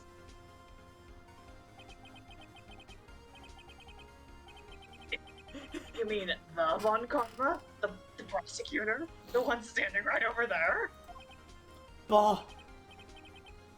You don't object? Humph. I see no need why honor this ridiculous outburst with my objection. Because you took a vacation for several months starting the day after the incident. Yet you pride yourself on a perfect record. Why did you take such a long vacation without any reason? So you're claiming I took a vacation to heal my injury from the incident? Is that why he's always grabbing his arm? Is he pulling at the old wound? Fascinating. Prove it. I would have needed surgery, no? Where did I go under the knife at, Mr. Wright? Bring the doctor that operated on me. Have him testify. Ah. Nick! Let's find out who his doctor is. It's no use. Edgeworth? I know Von Karma, perhaps too well. He's perfect. He wouldn't leave clues. He had the doctor murdered. He probably didn't undergo surgery. That would leave a doctor as a witness. So the bullet is still in his arm. That's why he's pulling at it all the time. Grr, nobody's that perfect. Or he could have done back alley surgery himself. True. But that would also leave a scar. I'm saying the him pulling at his arm is the old bullet wound. So what, Nick? Did Von Karma pull the bullet out by himself? That's insane! No, he couldn't have. You can't just pull bullets out of yourself. I mean, if you believe hard enough, you can. Wait. What does that mean? That bullet has to be somewhere. But where?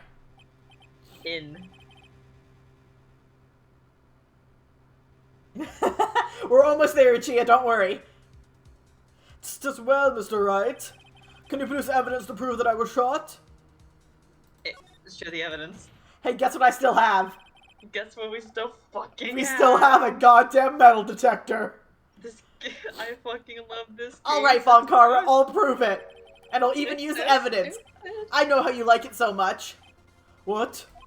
The evidence that proves Von Karma was shot is... this goddamn metal detector. Von Karma is perfect. He wouldn't risk surgery leaving an evidence trail.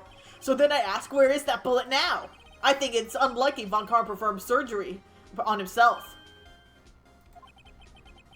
They did surgery on Von Karma.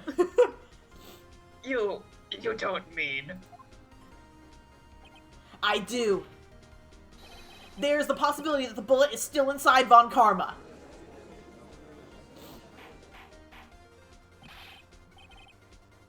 Is that even possible? For all these years? Well, there's one way to find out. We could use this metal detector. Well, Von Karma, I'm gonna run this over you and see what we find. Ooh. I refuse. You refuse? But refusing this means You would. Oh, yes. you acknowledge that the bullet is still inside you?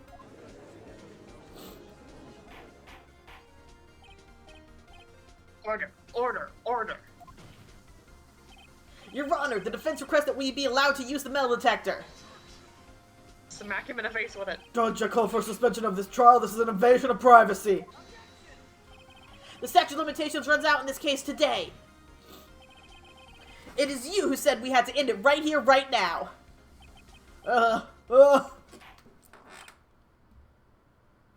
Enough. I permit the use of the metal detector. Mr. Von Karma, you will submit yourself to testing. Nick, what does this mean? I don't know, but we have to give it a shot.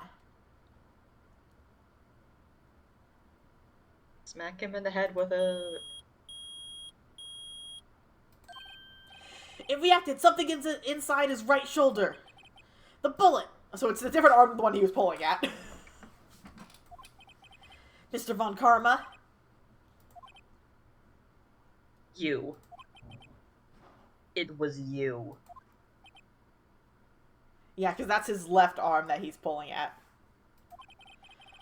I was afraid this would happen, and so I remained silent.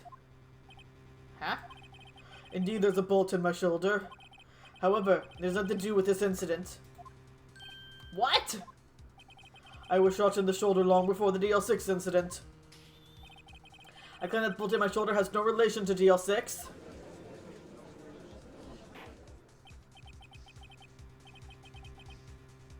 But, Mr. Von Karma, can you prove that? Prove? I have no obligation to prove anything.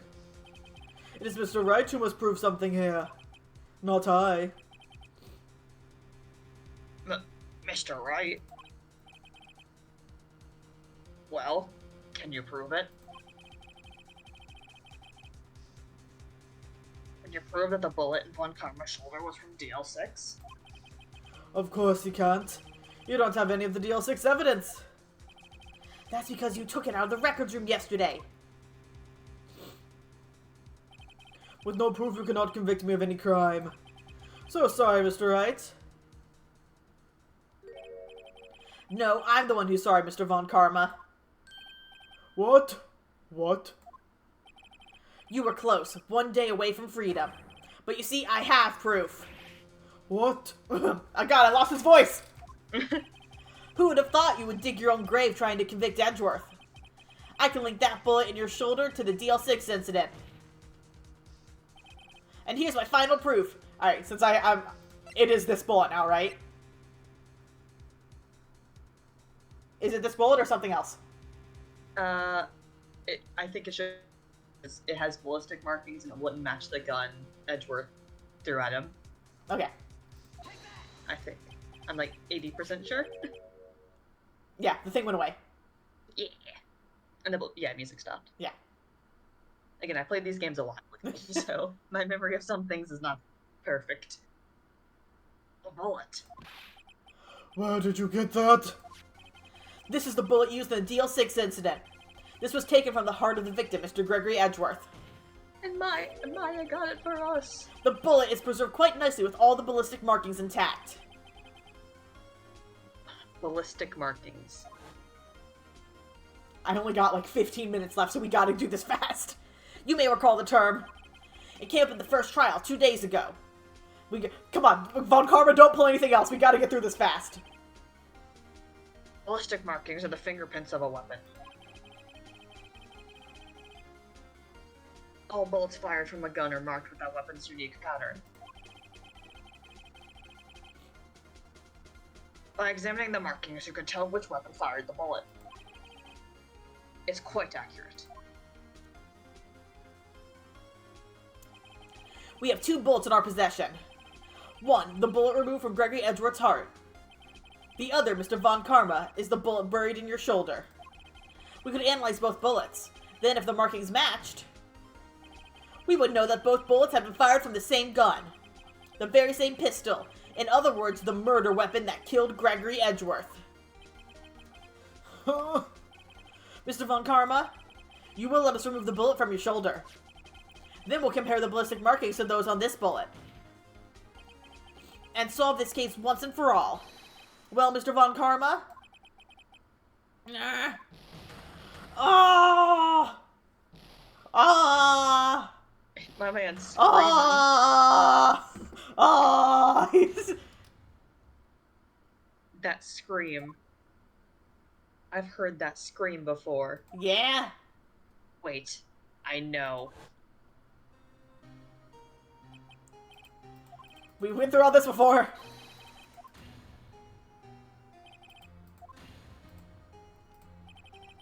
Bro is he's rage quitting life, yes. Von Karma scream. Ah. It's that scream I heard in the elevator. 15 years ago. Von Karma, it was you who screamed. Get his ass. Mr. Von Karma? Ah, Edgeworth! Edgeworth! Only you would dare defy me! So, it was you. You and your father are my curse! Your father shamed me with a penalty on my record. And you left a scar on my shoulder that would never fade. I'll bury you with my bare hands, death! Death! Von Karma's fucking losing it. Chief Prosecutor, I'm sorry. Von Karma, it's not like you to make this kind of error. I never would have thought that Edgeworth would be the one to catch you. I was careless. I'm sorry, but you have to be penalized. I've covered for you in the past, but not this time. Edgeworth! It was shot like none I had ever known. Me? Penalized? It took hours for me to regain my composure. Suddenly I found myself in the darkness. I was in the court records room. I must have wandered in there without thinking where I was going. The room was pitch black, the lights must have gone out. I went out into the hall and felt my way to the elevator. I pressed the button, but nothing happened. Then, there was a noise. Gun. I was in pain, a horrible burning pain in my shoulder. Just then the lights came back on. The elevator door opened before my eyes.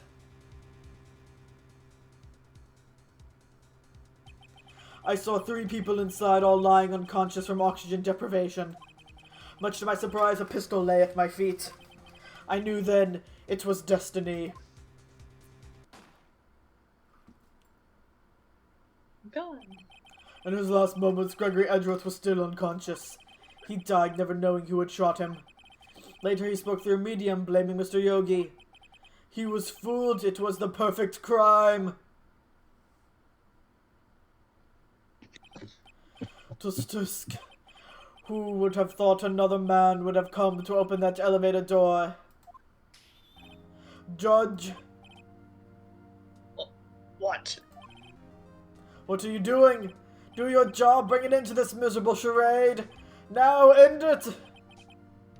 Very well.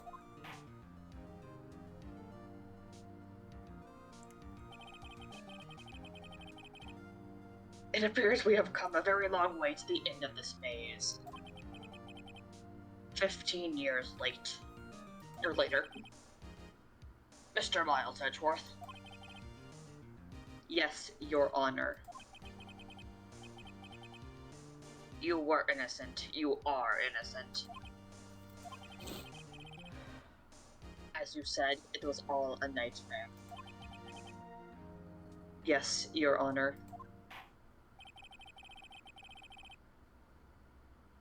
The court finds the defendant, Mr. Miles.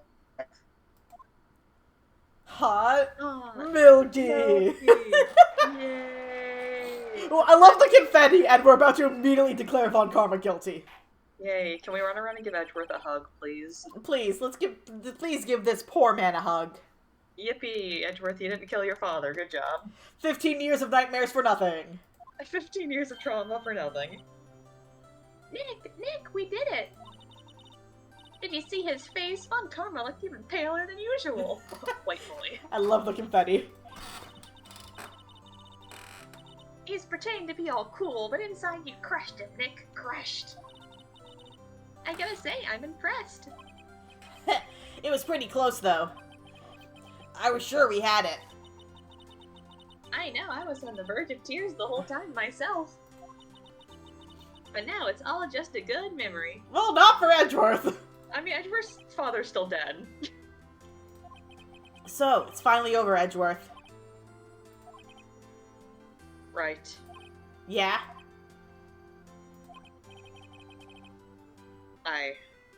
I'm not sure how to say this. I know. Try thank you. I see. Thank you. Right. Aww. You're welcome. Hug it out. I think you could have done better than that. Don't push it, Maya. Sorry. I'm not good at this sort of thing. You got a lot to learn, Edgeworth. She's got you there. Whoop! Come shoot. Amazing, pal. You pulled through just like I thought you would. I'll never forget this. I owe you one, pal. And tonight, let's party. Dinner's on me. Hell yeah. Yeah, my salary went down a bit this month. But who cares? See, Mr. Edgeworth, you should take a lesson from Detective Gumshoe. That's how you say thank you. I see.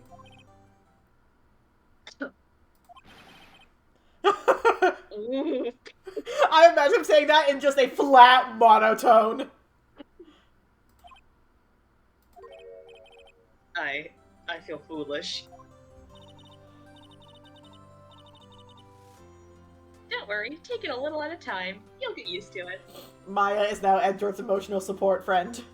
She is all of our emotional support friend. It's been 15 years since I've seen Edgeworth this unguarded. It's Lotta. Hey, y'all. Lotta. Y'all were great in there. Thank you. Yo, Edgeworth, congrats. Thank y'all very much. I knew you were innocent from the start, of course. Just look at you. You wouldn't stick your hand in the cookie jar even if no one was there.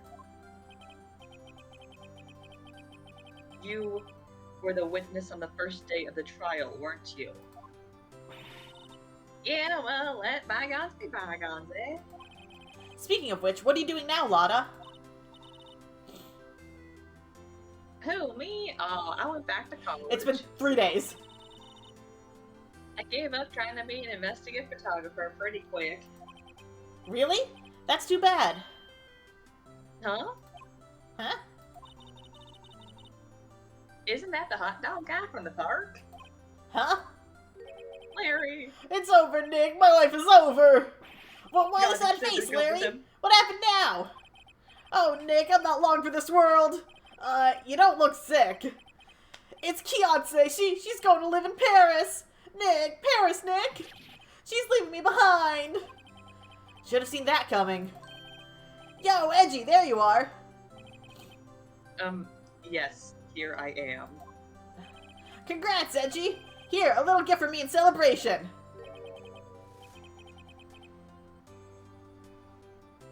Celebration. That's unusual for Is you. this his fucking lunch money? Harry Bites, you came along tonight too. My treat, pal. Huh? Thanks, looking forward to it. Yo, Nick! That's the suit that questioned me. When he says treat, that's not police talk for prison food, right? Right? I think it'll be fine, Larry. Right. Yeah, what's up? That envelope that Larry gave me, it's got money in it. It was Larry! It was Larry the whole time! I can remember if they, Well, yeah, I can that's not remember that when they strange. said, People give money away to celebrate sometimes. it's $38, right? Huh? What a weird amount. I mean, it's not a little, but it's not a lot either. 38 exactly? Nick! Wasn't that exactly the amount of lunch money that was stolen from Mr. Edgeworth in school? $38? No! No, Larry. Larry, it was you! What are you so surprised about, right? Huh? Larry was absent that day from school, right? But that doesn't automatically rule him out as a suspect. What? Think back to that day 15 years ago. Larry took the day off, but he was bored, so he came into school anyway. He then saw the money lying there, and the rest is history. I never was good at history. Oh, Larry. Edgeworth, you didn't know, did you? I suspected. I just couldn't picture Larry protecting you like he did that day. Everyone else was saying you did it. The whole class was against you, remember? He remembers way more than he let on before. Honest, He was like, oh yeah, I guess I remember that. He remembers all of that. he's Yeah, like, too well. I guess I remember now. Right, you may not know this, but we used to have a saying. He remembers this. Oh, Larry. When something smells, it's usually the butts. I know. Really, right. I'm surprised you didn't figure. Well, this sure is an unexpected turn of events, huh? Edgeworth. You should have told me! Now, Nick, it was 15 years ago. Don't you think the statute of limitations has run out, Mr. Edgeworth? I'd say so, yes. There you have it! Gah! Where does that leave me? I became a defense attorney because of what you two did! Well, you have always been something of an insufferable emotionalist. Yeah, and you get worked up too easily, too. Death! The death sentence for both of you! Man, if only I'd known I'd become a prosecutor! The same goes for me, only the other way around. See you, Uchiha. Thank you for hanging around. That's an AU I'd love to see. And someone has to have written that, Prosecutor, absolutely. Phoenix, and defense attorney, But they still have their same personalities. That would be a Oh, great maybe. AU to see. that'd be great. I'm imagining, though, like, a bumbling idiot getting you, like... Like, accused guilty, yeah.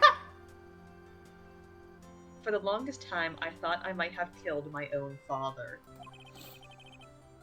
I thought I might be a criminal. I became a prosecutor in part to punish myself. Aww. That's so sad. If I had known the truth, I might have become a defense attorney after all. Edgeworth. Want to switch, right? Hey, y'all, line up. I'll take a photo. Hey, photo time. Let's go. And after that, dinner on me. Hell yeah. Show us the fucking photo. Detective show Gumshoe the took us photo. out on town that night. Show We us celebrated the damn photo. Edgeworth's newfound freedom. Even though Edgeworth himself was still in detention. Show us the goddamn photo. Please, I beg of you. No, I want to see the photo.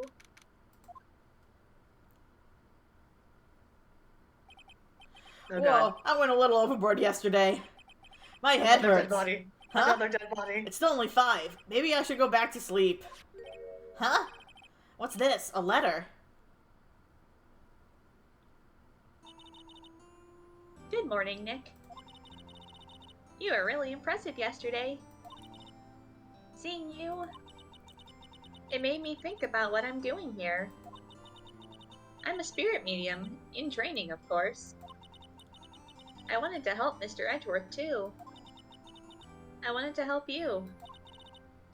But I couldn't. I was useless. So I decided to go back to my training. I'll become a full-fledged spirit medium for starters.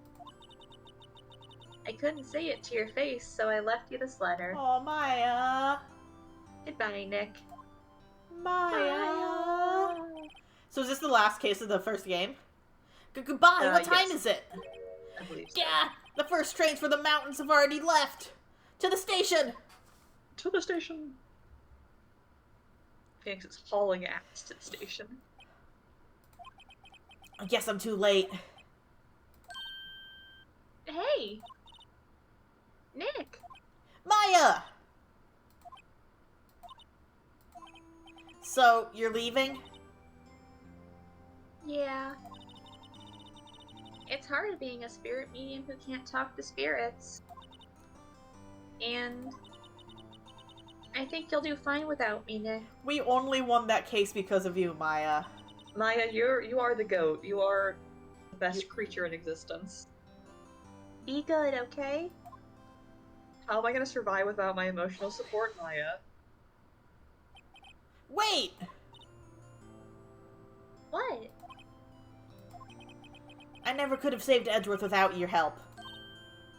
Huh? On the last day of the trial, I heard her. I heard Mia's voice. You heard my sister? Yes, only her voice, but still. It was at the very end when I thought we'd lost everything. Well, that's my sister for you. Detective Gumshoe helped, and Mr. Grossberg, and even Larry. I'm the only one who couldn't help. I was useless, Nick. But you were the one who stopped Von Karma, Maya. Huh? I didn't do anything. All I did was wander around in a daze. Sorry, but I have evidence that you helped. Evidence? Show her that goddamn bullet. A bullet? Von Karma was convinced he had taken all the evidence pertaining to DL6. But you were the one who rescued the last piece of evidence we needed. This was the bullet that put an end to Von Karma.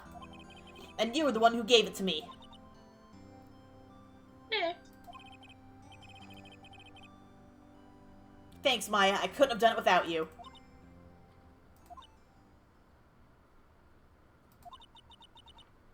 I'll be back soon. Huh? I'm gonna complete my training and come back. Okay, I'll be waiting. Of course you will. You can't run that office by yourself. You're helpless. I don't know about that. Oh shit, the train! So, this is it. See you soon, you Maya. Maya! Oh, they have Maya, such a my beloved. sibling dynamic. I love them. They do. I love Maya. She's just a little guy. And so my story ends. Time to turn a new page. And say goodbye to the novice defense attorney that I once was.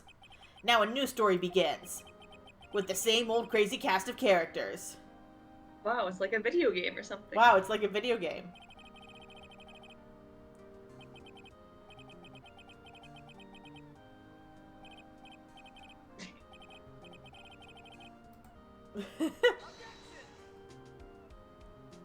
It's probably gonna roll credits now.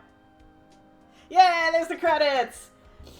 That was fun! So that's one of the 3 games, because I have the full trilogy. Yeah. Gumshoe.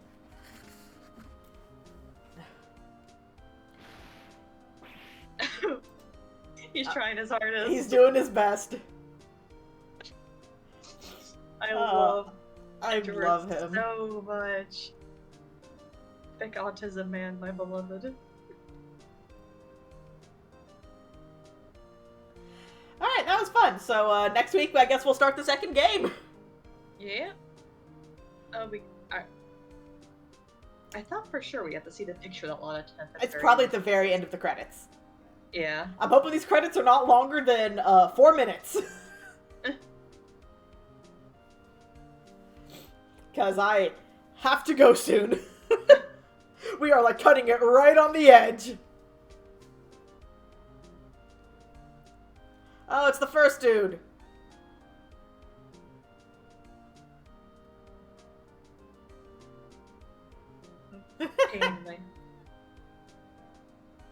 I forgot who you were, dude. His name is Winston Payne.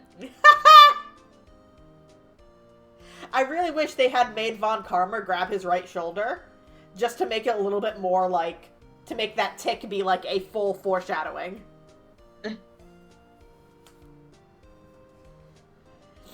Oh, good for him. Good for the bellboy. Good for the bellboy.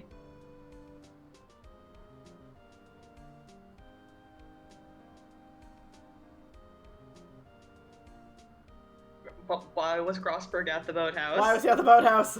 Why was Grossberg at the boathouse?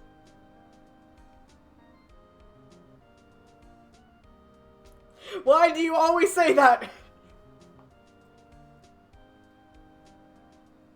Hey, Grossberg, what do you mean by that? What do you mean by that, Grossberg? We're gonna see every single character. Yep.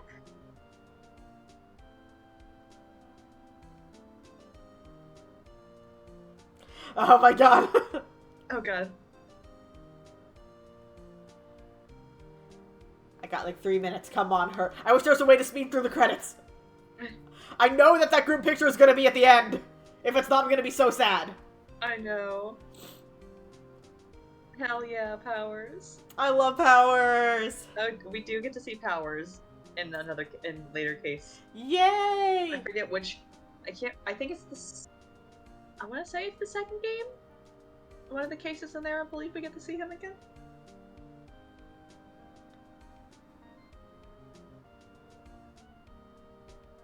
Penny.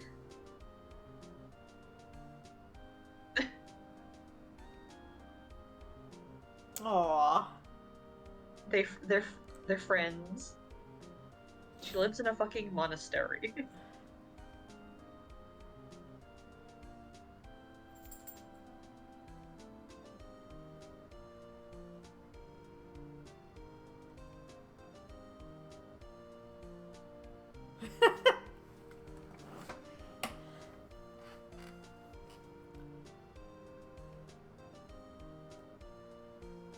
Oh no, Cody was traumatized. That's what you get for sneaking around, Cody. That's what you get for trespassing.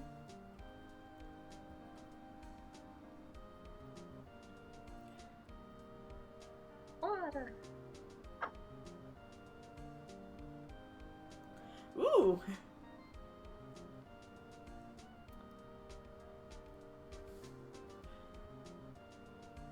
Oh, is it Mia? She got Mia in the picture. Oh.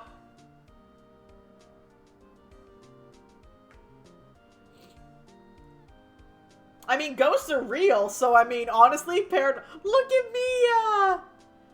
Oh my! Look at Edgeworth's face. Look at his smile. Look at his smile. Oh my god, that's adorable.